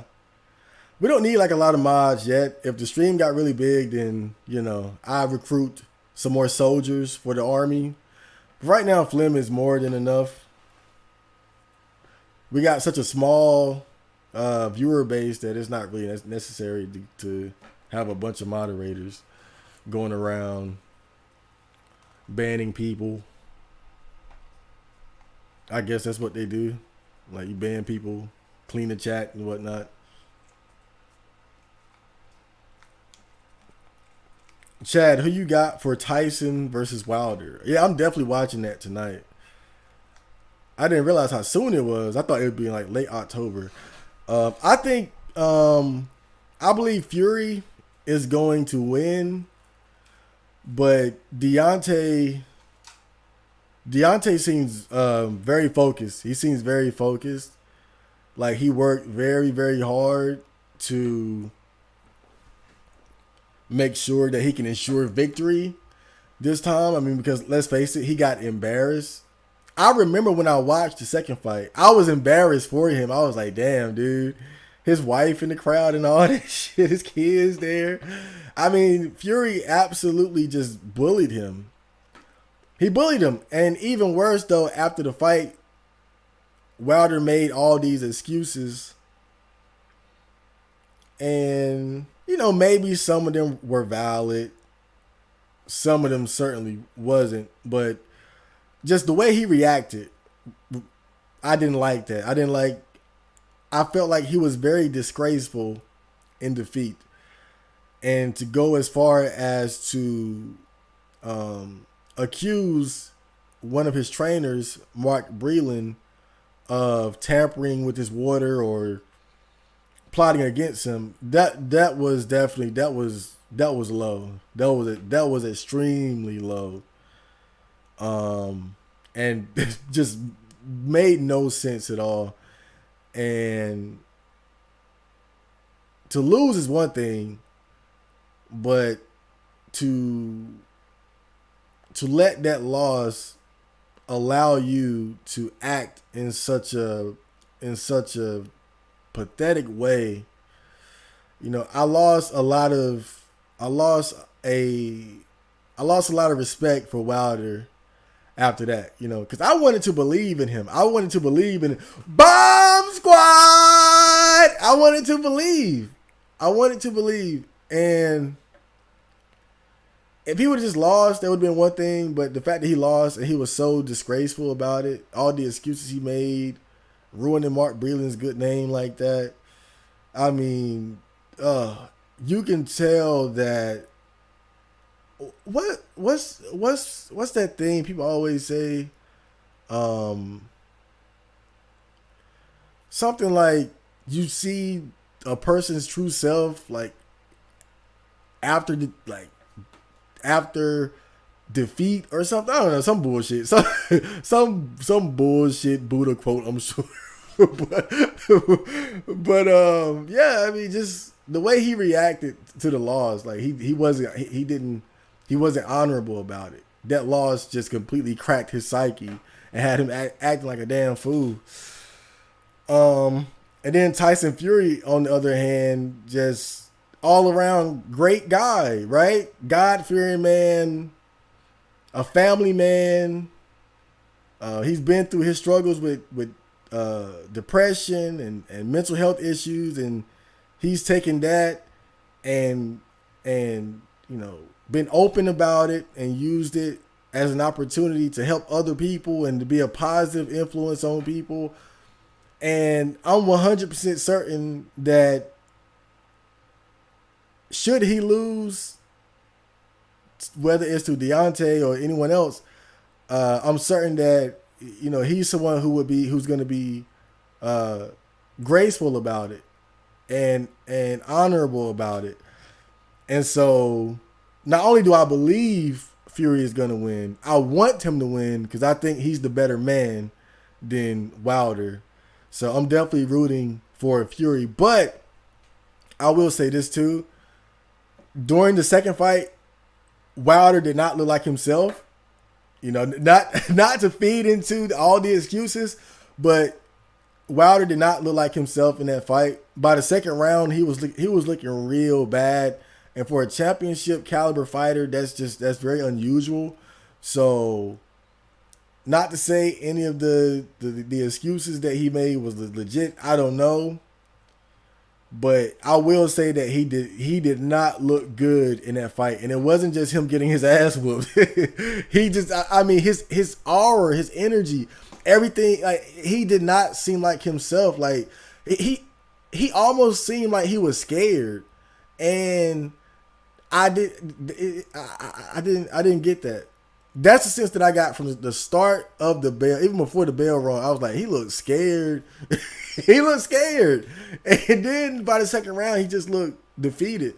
And I thought that was weird. You know, regardless of his character, I don't see Wilder being that mentally weak where he would be defeated so early. I don't, you know, but whatever. And like I said, he looks very focused. He looks very focused. Like, I think Fury's gonna win, but you know, one punch man.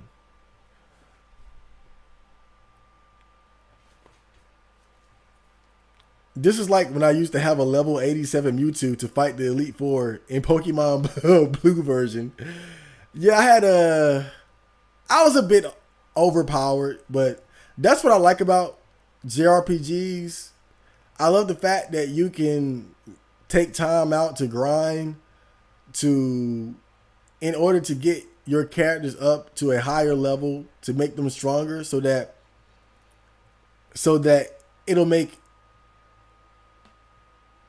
fights later on, like fights that are supposed to be difficult, it'll make it a lot easier. And I love doing that. Like, really, a lot of like that shit says 147 hours. A lot of that time was really just me grinding and listening to podcasts.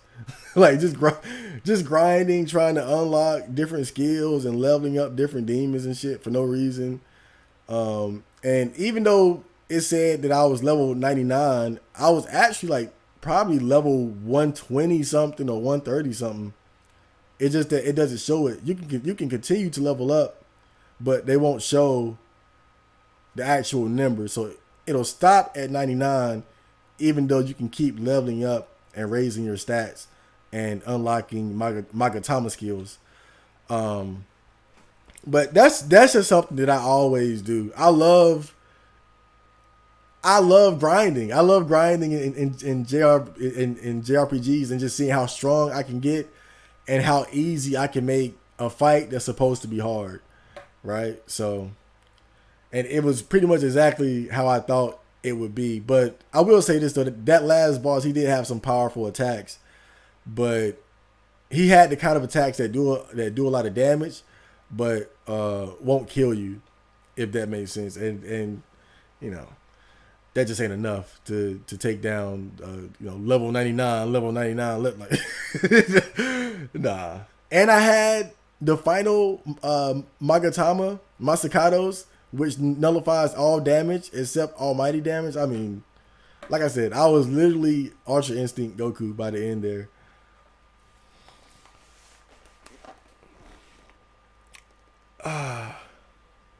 Oh, so you meant believe in the existence of Satan, not worship or put faith into Satan.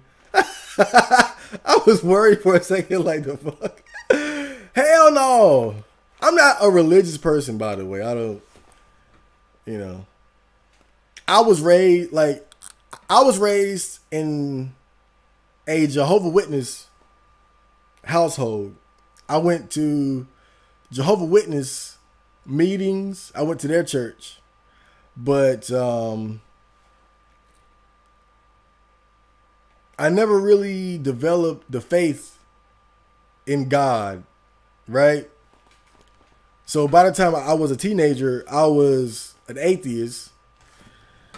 And then as I got older, I realized all I know is I know nothing. So I became more agnostic. And so that's where I've been. I don't really have the faith so to speak. But I'm not to the point where I just don't see it as being a possibility either, right? I just don't have the faith. I can't honestly say that I believe in God and Jesus and Satan and Adam and Eve and all that shit.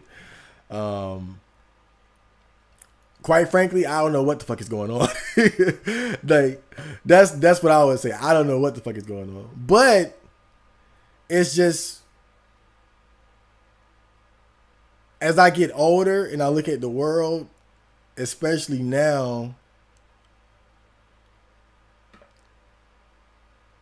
it does see, because I used to have Bible studies with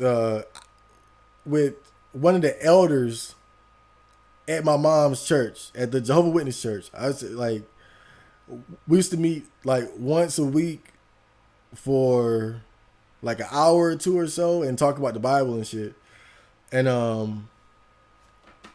one thing that he always told me, and he said it all the time, and he cited the scripture and everything, and it's that the world is ruled by Satan. He used to always tell me that shit.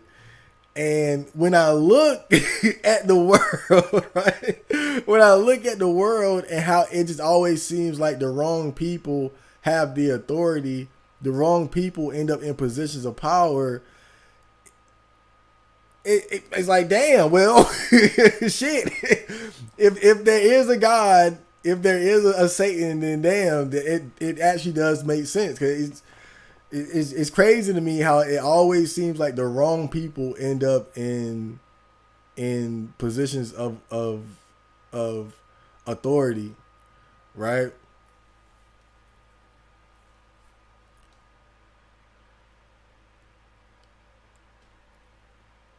And it's, even when you look at like the culture, for instance, you look at, for example, the type of music artists that become popular, right? Gangster rap, music that glorifies sex and drug use and debauchery, female artists whose main gimmick is showing off their bodies and promoting promiscuity and having all kinds of influence on you know, I see stuff like that, and on one hand, I don't really give it, like, I don't care what other people do, right? But at the same time, I know the trappings of those kind of behaviors, right? I know what gang banging and drug dealing and gangster life can do to people. I know what being a thought can do to women. Like, I can see the negative side effect of these things, and I look at it and it makes me think, well, this is exactly what Satan would want, right? This is exactly what, like, damn. I mean, if there is a Satan, like, this is what he would do, right? And so that's why I said that. That's what I meant. It's just that the more I look at the world and the culture, it makes me think that there has to be like a greater force of evil behind everything. Because a lot of times it doesn't make, things just don't make sense. Things don't seem reasonable, right? Like I was on Twitter and I saw like something that said October is LGBT History Month. And I'm like, wait a minute, don't they got a month? Like, don't they got June? Like, so now they got June and October, right? And I don't give a fuck what people do. I never been homophobic. I like tranny porn, right? But then I see shit like that, because we all know that in the Bible, homosexuality is considered wrong. And so I see shit like that, and it's like, that's what Satan would do. That's what Satan would give homosexuals 2 months out of the year and put rainbows all over the place. Like, that's what Satan, like, I don't give a fuck, but if we're going by scripture, that's what Satan would like. That's what Satan would do. And so that's why I was feeling like just a lot of the things that I see, it's just like, damn, like this is like this again, but I don't know. Maybe again, I tend to overthink shit. So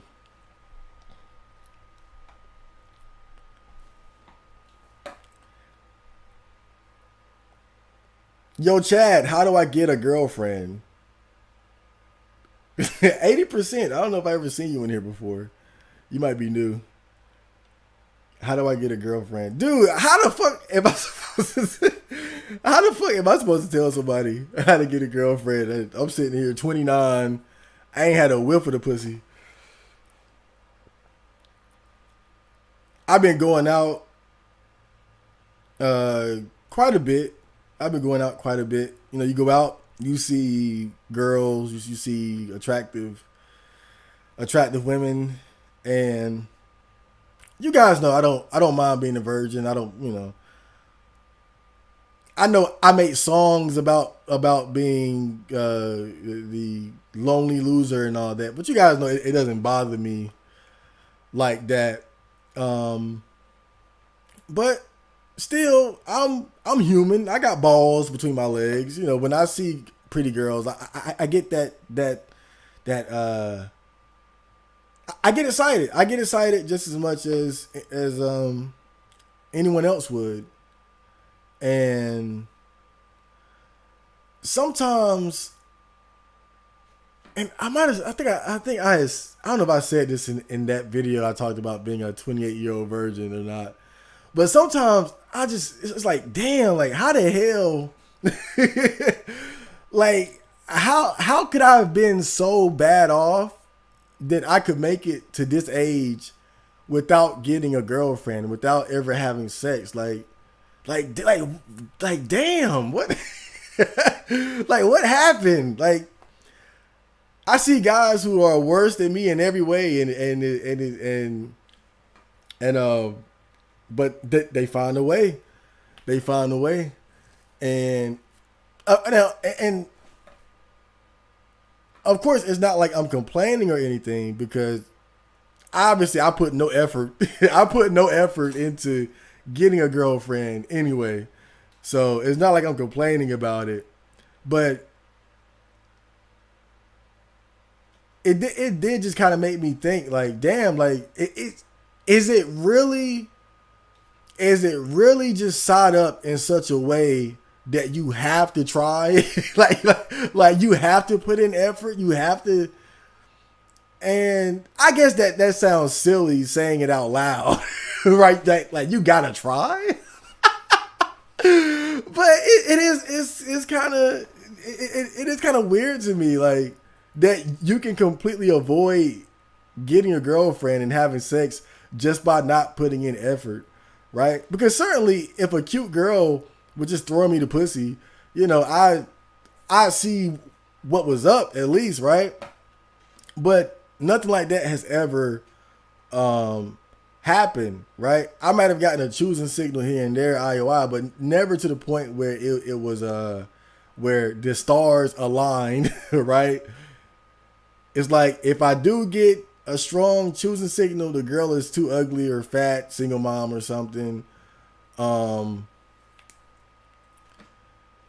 you know, it's always just something just isn't right. And if the girl is attractive, then the choosing signal that she's giving me is not strong enough to where I would do something about it, right? So it's like it's always like the ones who put in the most effort are ugly and fat and unattractive, and the ones who put in the least effort are the attractive ones. But of course that makes logical sense, because you know, attractive women are more comfortable in the position that they're in, so they're not going to put in as much effort anyway. You know, they might throw a choosing signal out here and there, but they already got guys beating down their door anyway, so they're not going to really put themselves out there the same way that an ugly, fat, busted, gorilla looking bitch would do. And those are the ones that always give me the most clear signs of attraction. And so Um, if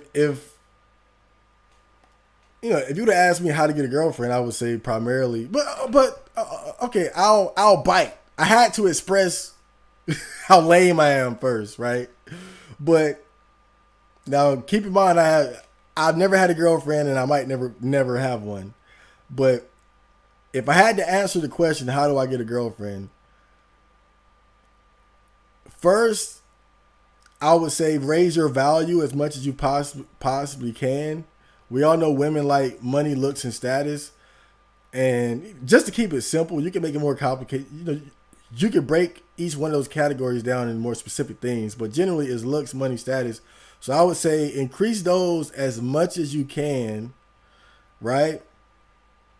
In fact, I would, because I tend to over prepare. You see how I play Nocturne, right? But I would take a year and just focus on increasing your value as a man, because ultimately the dating is, people don't call it the dating market for no reason. It's relationships are transactional. Your value as a man in exchange for her value as a woman. So if you want a girlfriend, you need to raise your value as a man. That's going to allow you to get better quality women and raise your chances of getting with women, period. But I would also say that you have to put in the effort. And because I think that's the primary reason why I've never had a girlfriend, because I've never tried. Again, it's not a big deal because I'm not looking for a girlfriend. That's why I don't put in the effort. But if you want a girlfriend, then I would definitely emphasize you having a mindset of you know, you're gonna have to try. You're gonna have to put yourself out there. You're gonna have to make some approaches or you know, do something. You're gonna have to talk to girls, right? You're gonna have to talk to girls because more than likely they're not gonna talk to you. That's really what it comes down to. You probably don't even just have to go around asking for numbers, but you have to talk to girls because they're not gonna talk to you. I have 29 years of experience in this, right? And I know this. You have to talk to girls because they are not going to talk to you. I would say 95, 99% of them are not going to talk to you, especially if they are halfway decent looking. Any decent looking girl, she's not going to talk to you, right? The fat, ugly gorilla single mom, she might, but any girl that would be in the category of QT is not going to talk to you. So you're gonna have to raise your value and talk to girls. There you go.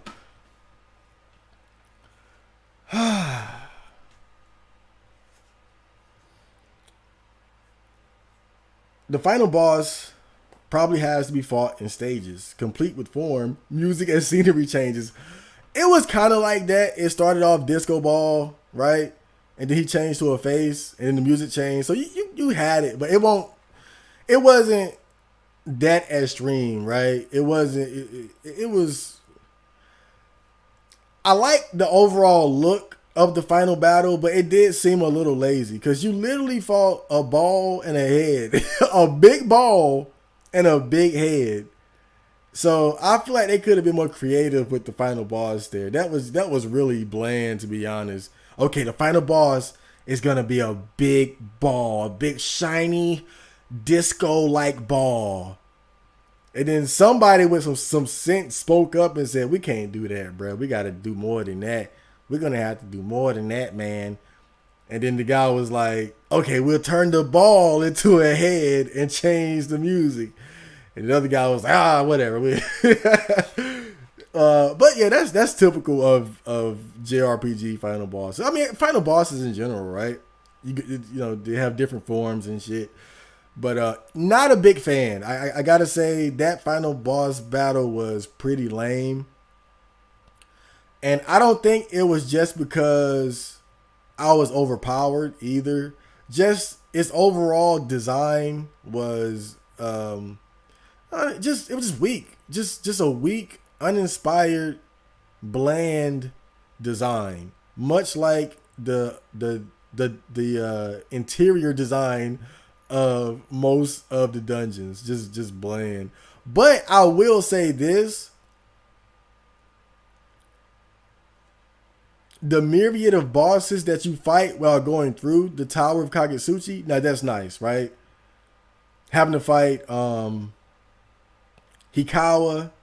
then Isamu, then Thor, then Chiaki, having to fight. So it's pretty much a tower where you fight 5 different bosses. It's just that the final boss is kind of anticlimactic compared to the previous bosses. But overall, I'm not going to give them too much shit because I feel like just the fact that they had like 5 bosses in a row for you to fight and they all had different strengths and weaknesses, that was pretty cool. But they could have did a better job with the design of the final boss because that was just, come on, bro. Disco Ball. That music was lit, though. I like the music. Satori Blue. Welcome. I've been okay recently.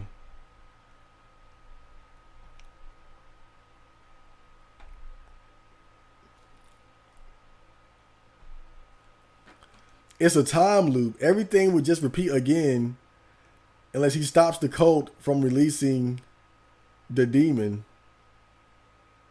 I don't think it's a time loop. Is it a time loop? I don't think it's a time loop. I think it's... I'll look and see, but I don't think it's a time loop because you would think that they would want you to have the option to revert the world back to the way that it was, right? I mean, I could be wrong though. I'll look it up, but I didn't think that was a time loop. I thought it was just like, okay, well, we'll bring everything back to normal and the apocalypse won't happen, right? But if it is a time loop, then that just means that the world is fucked, period, and you're gonna have to recreate it, which I guess is bad. But if that's the case, then whatever. But if it's a time loop, I think that's kind of whack. Actually, you should have the option of just saving the world, right? I mean, that's cool. I mean, because look, if you can fuck up the world and become a demon lord, then you should have the option to save the world too.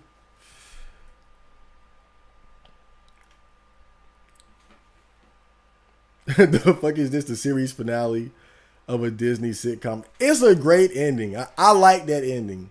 Considering how dark and fucked up the whole game is, I mean, 90% of the game, you're in a post-apocalyptic Tokyo that's ruled and filled with demons. So much suffering and chaos, people vying for power. And then at the very end, you get to save billions of people, your fellow man, Tokyo, your friends.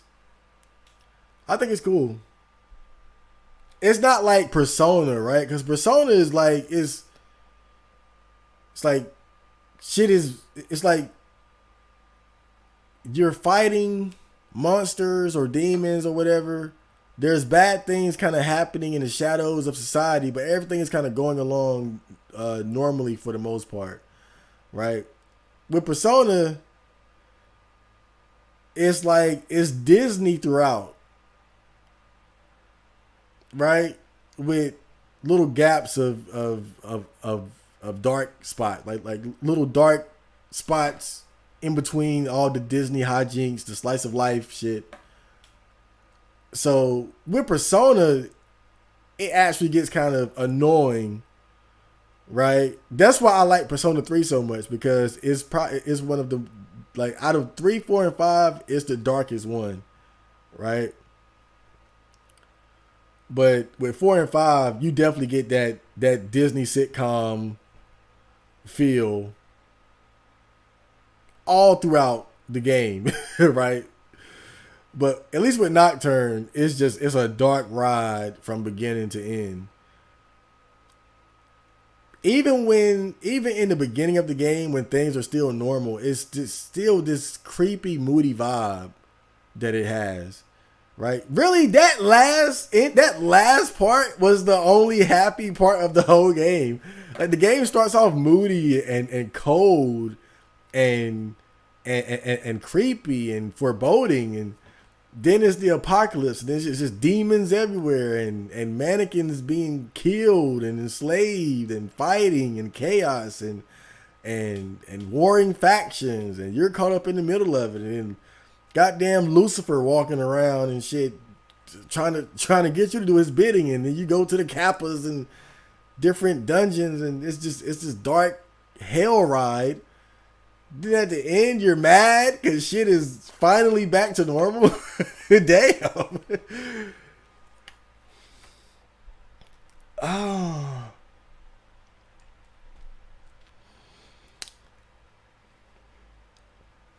Get Alan Wake remastered on PS4. Play through that, chat Marco. You know what's funny? I was just on YouTube before I started this stream, and it's a guy I'm subscribed to, Vash12349. He does video game playthroughs, and he had just uploaded a video. I think it was a Alan Wake remastered. So it's kind of funny you just brought it up, but I really have no idea what it is. What is Alan Wake? I've always heard of Alan Wake, but I have no idea what it is. I always got the sense that it's like a isn't it like a horror game or something? Or maybe not horror, maybe it's like a I don't know. I always thought it was like a horror game. I could be wrong though.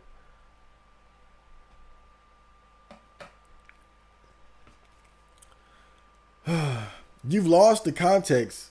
Crispy was arguing that the media only complain of Trumpers being anti-vax, assumably because they hate the right. I argue back that it's because the Trumpers specifically ignored the existence of COVID and refuse to take other precautions. Asians don't claim COVID is a hoax or go to barbecues. All right, so yeah, I thought you were talking to me. I didn't know you were talking to Mr. Wood. Black Star is here. I was gonna come over there too. I was gonna go over to the flag.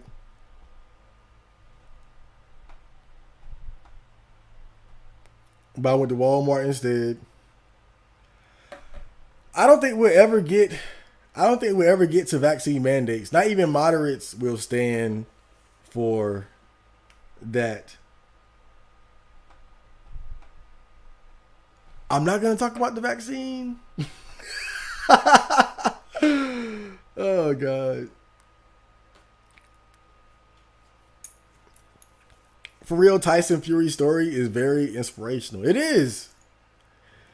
It is. And I hate to say it, but this is something that all boxers have to worry about, and it's brain damage, right? I mean, who this guy's been fighting his whole life.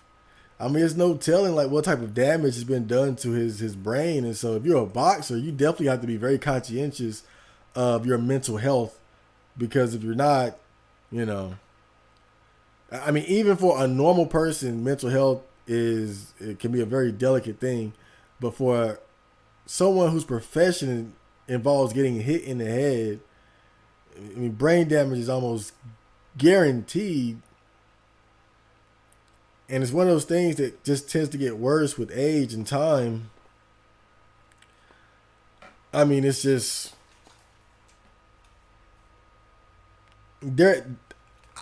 I just feel like people like that are at a much greater risk of suffering from mental health issues, because their mind is going to be a bit unbalanced anyway. Right? And so just seeing him being able to find stability and balance in his life on all levels, physically, spiritually, and mentally, I mean, it's a wonderful thing. But I noticed one thing he said was that in order for him to maintain, he's got to stay in the gym. He said like if he don't stay in the gym, he'll pretty much fall off the rails. So But it is what it is. You got to do what you got to do. I feel like I'm kind of similar where I got to stay within a certain flow. Like it's certain things I just have to do, like working out. I got to stay working on music at least a little bit. Excuse me. I got to do something. Because once you stop doing like productive, challenging things, you tend to just decline and degrade in many different ways.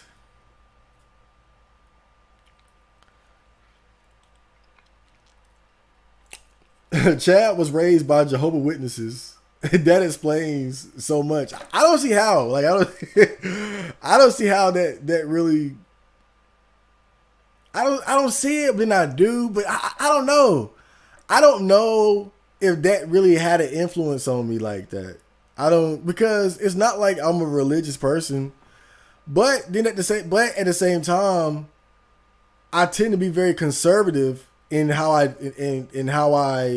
engage with the world, as far as, not having a lot of vices, the way I've avoided sex and shit like that. So, I have wondered if me being raised in the truth, as they say, rubbed off on me, but I don't really see it, or rather, it doesn't make much sense because I didn't really take to it like that. I didn't, and oh God, and my elder, I swear, the elder at my mom's church, he wanted me bad. He wanted me, he wanted me in that goddamn church bad, because he knew that I was very bright, and the way I could articulate my thoughts.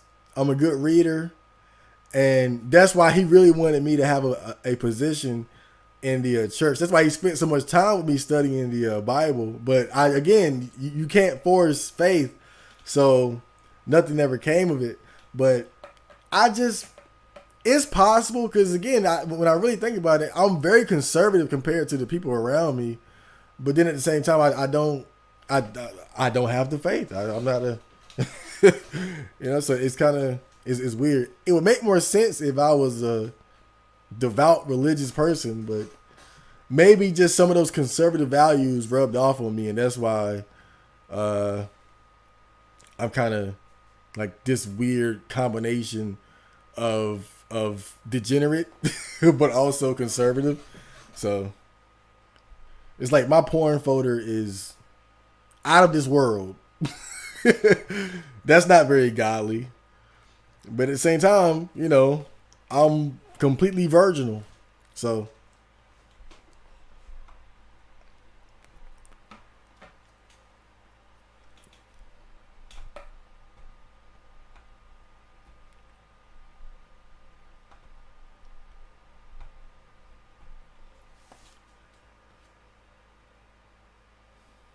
you miss every shot you don't take. Never give up.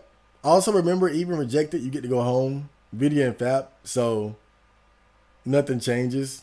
Ain't that what they always say though? Like, you miss every shot you never take. Never give up. But that's good advice for the guys who are looking for a girlfriend. Don't tell me that nonsense, because I'm not looking. But yeah, if you're a guy and you're looking for a girlfriend, I think your mindset is very important. I think you got to have the right mindset so you don't get discouraged by rejection.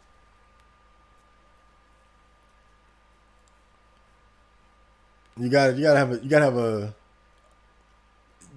of have to, as sad as it is, you got to calculate the losses into it. Like, it's like, for example, right now, I'm not looking for a girlfriend. Fuck that shit. And really, you know why? I've realized this too. And I'm sure people will be upset. Some people will be upset with me saying this, but you cannot tell me I'm lying. And I realized this. When you approach a girl, when you talk to a girl and ask her out, what you're really doing is signing up to pay for sex. I realized that. And ever since I realized that, I mean, of course, all the other bullshit that comes with relationships and women and shit. But when I realized that it's no way I could ever ask a girl out, because I know now what it really is. When you ask out a girl, you're signing up to pay for sex. The whole process. I mean, of course, and unless you're like a Chad Tyrone alpha male, but if that's the case, you probably don't have to approach women that much anyway. They probably come to you. But for the average guy, when you go around asking out girls, you're signing up to pay for sex, because the courting process is you two figuring each other out, especially her figuring out you and what she can get and how she can benefit from associating herself with you and what she can get out of you, and establishing the terms and conditions of your relationship. But rest assured, unless you're fucking a fat gorilla single mom type bitch, you're going to end up having to invest and pay a significant amount if you want access to her body. And when I realized that, it was just like, I can't. It's no way I could do that. It's no way. Like, it would have to be a girl just throwing me the pussy. Because at least that way I'm exempt from, not exempt, but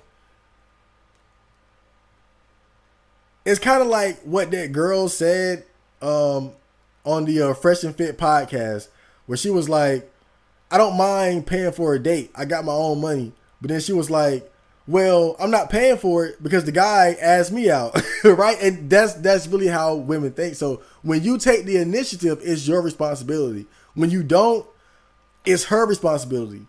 And so that's why I don't think I could ever ask out a girl, because then again, you might as well get a damn contract out and and sign the dotted line, because you're signing up to pay for sex. That's all it is. But don't listen to me. Forget everything I just said. I don't want to go for it. You miss every shot you don't take. I gotta be careful with that shit, because I don't like to discourage guys from trying, because you ain't gotta be crazy like me. I'm not crazy. I'm not crazy. I'm not crazy. I'm tapped into something beautiful, but I know everybody is not like me. You know, I gotta stop. Yeah, fuck that shit. I'm not crazy. Goddamn, crazy is shooting up a school, not getting pussy, not being happy and being content, and not having to struggle and do all this other crazy shit the other guys are doing. No, I'm not the crazy one. But you don't have to be like me. If you really want it, go for it. But I have to be careful with how I express that, because I don't want guys who really want it bad to not go for it. You know, if you really want it, go for it. It's not that big of a deal. It's just, I like freedom too much.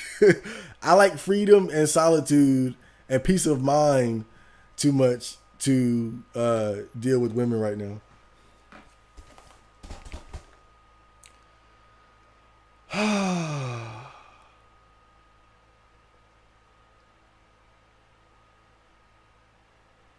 Well, I'm happy for you, Hellbreaker. You got your headsets and amp.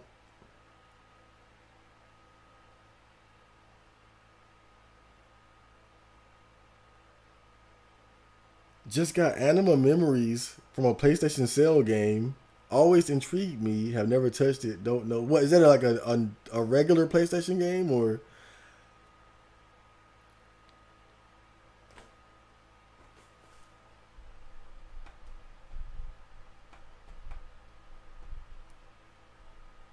Trump was so 2016.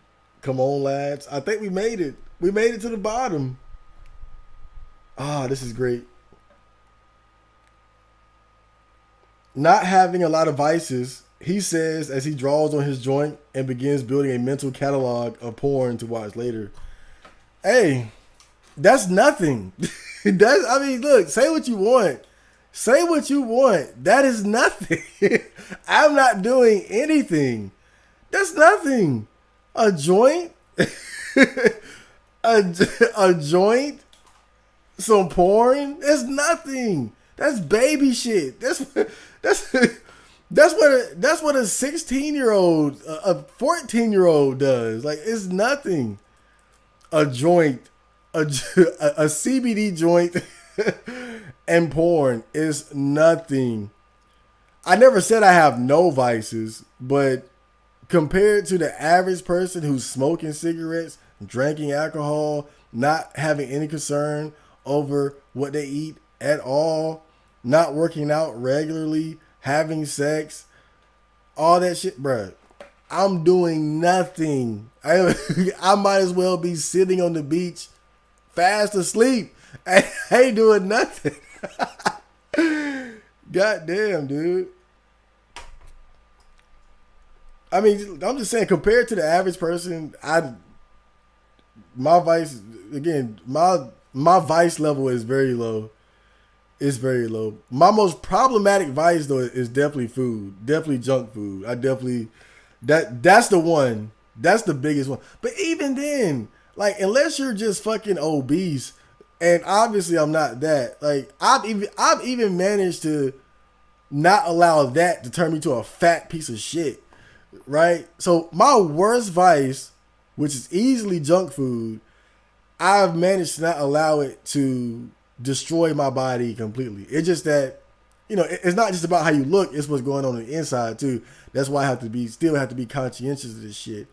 But even my worst vice, I've not allowed to take me into the depths of despair and unhealthiness. Well, we made it.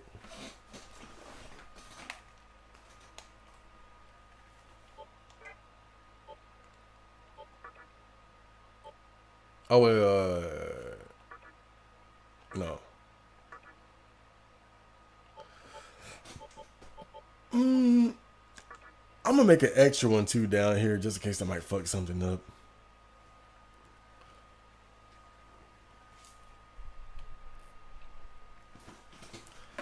Well, we got through Nocturne, and I got through the comments.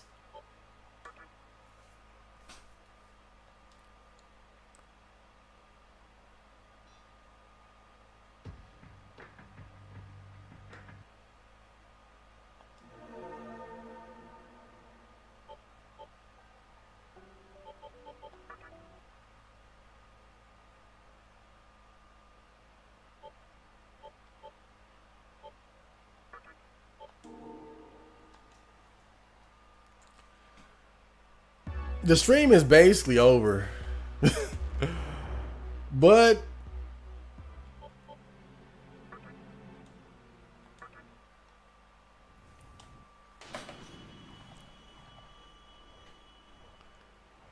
it's something I want to see.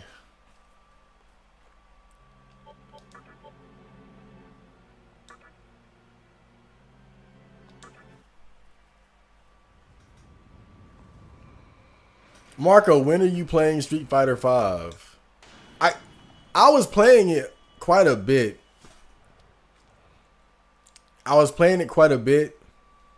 Because I stopped playing Dragon Ball Fighters. I needed a change of pace as far as fighting games, so I started playing Street Fighter V. So I was playing it for quite a bit, for like a couple weeks, but then my PSN ran out. My PlayStation Network. What was it? PlayStation Network. My PlayStation Plus account had ran out, and so I ain't played it since. I haven't played it in like a week or two now, because I've been procrastinating on renewing my PlayStation Plus account. But once I get that, I'll start playing it again. I was getting pretty decent. I've been using Laura, that sexy ass Brazilian bitch. She got some big ass titties.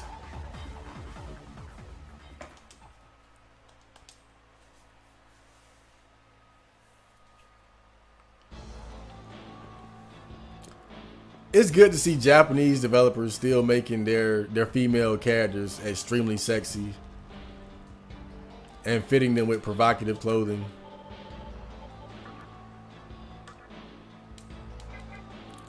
I think that Armika's like default outfit in Street Fighter V was so revealing that her outfit got banned in one of the esports tournaments or something like that.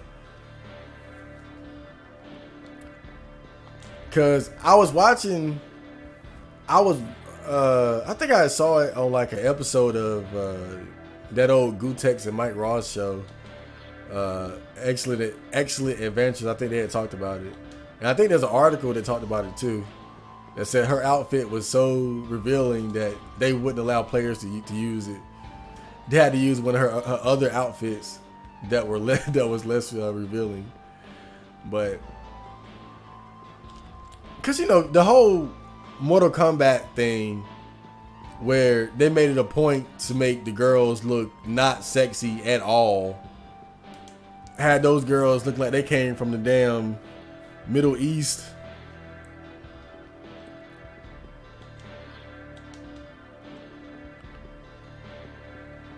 And lived under Sharia law or something. I mean,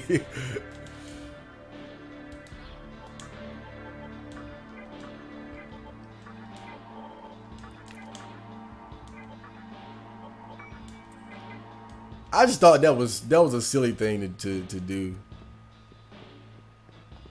especially in such a violent game, such a violent, edgy game. Like you make it a point to make the girls not sexy. I thought that was really stupid, and so but it's nice looking at Japanese developers and seeing how, look, they still appreciate the simple act of making girls sexy just for the sake of it.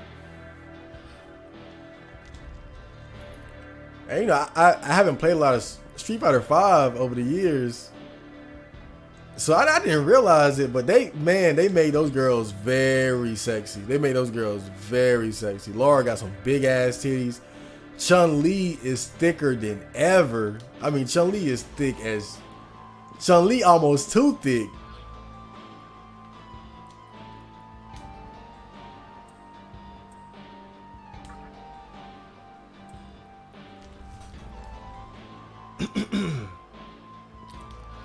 Chun-Li is just dumb thick. And Cammy's butt, oh my god, dude. Cammy's butt. Cammy has the greatest ass. God damn. Cammy's butt is so amazing in that game.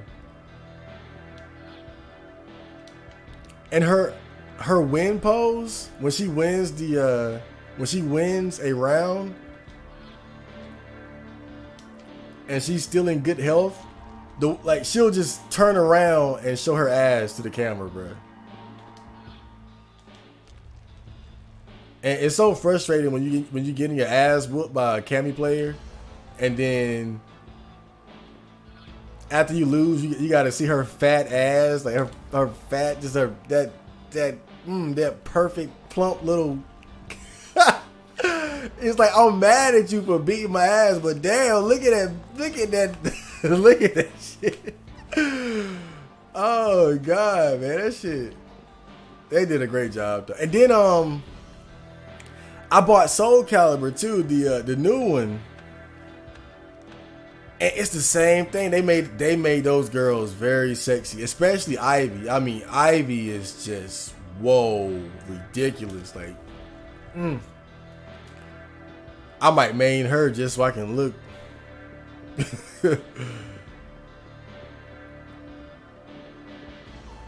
But yeah, I'll be playing Street Fighter V again. Street Fighter V again once I get my PlayStation Plus renewed. You know, there's not much point playing it if you can't play online, so. But I have recorded some footage of me playing it. A couple hours actually. I'm uploading to the gaming channel. I just gotta make an intro for it. Is this gonna hurt me? Oh, okay.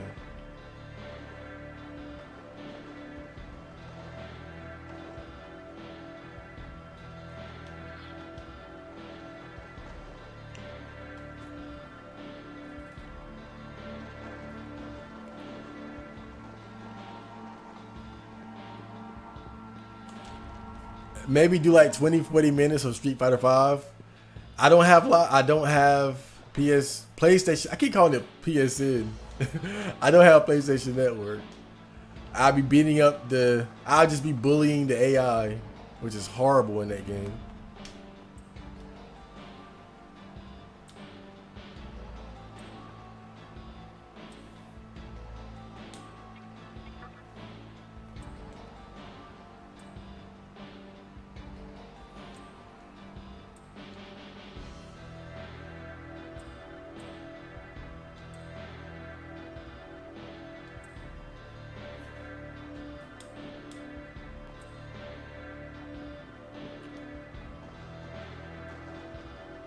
I gave you like a year to go practice, and you went to revisit the whole Street Fighter series. I was playing a lot of Street Fighter 3 too.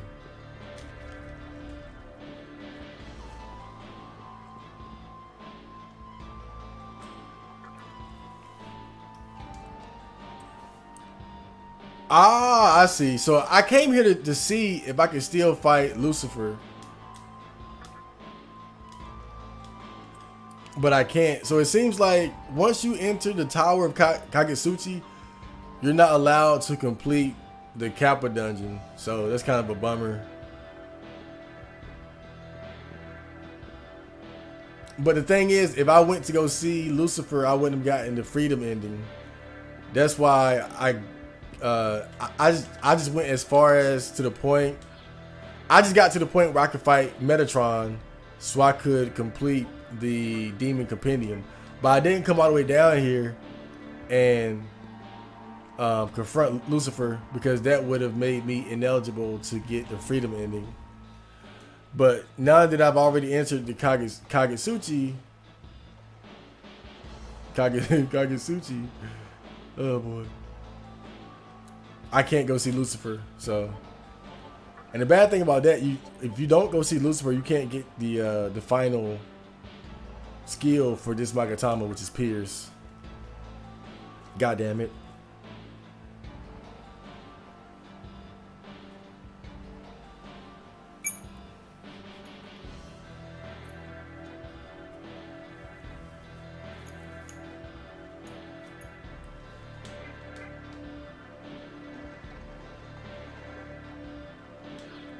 Well, I think that's it. I think that's the end of Nocturne.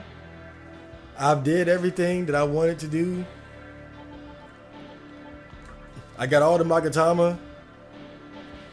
I 100%ed the compendium. I got the ending I wanted. I'll probably play around in New Game Plus a little bit. But then there'll be that. So the next game I'll be streaming is going to be Sonic Mania. And I might stream something else alongside that. Just kind of mix things up. I know we've been playing Nocturne for the longest time, but it's finally over. I hope you guys enjoyed those streams. I'm getting out of here because I gotta prepare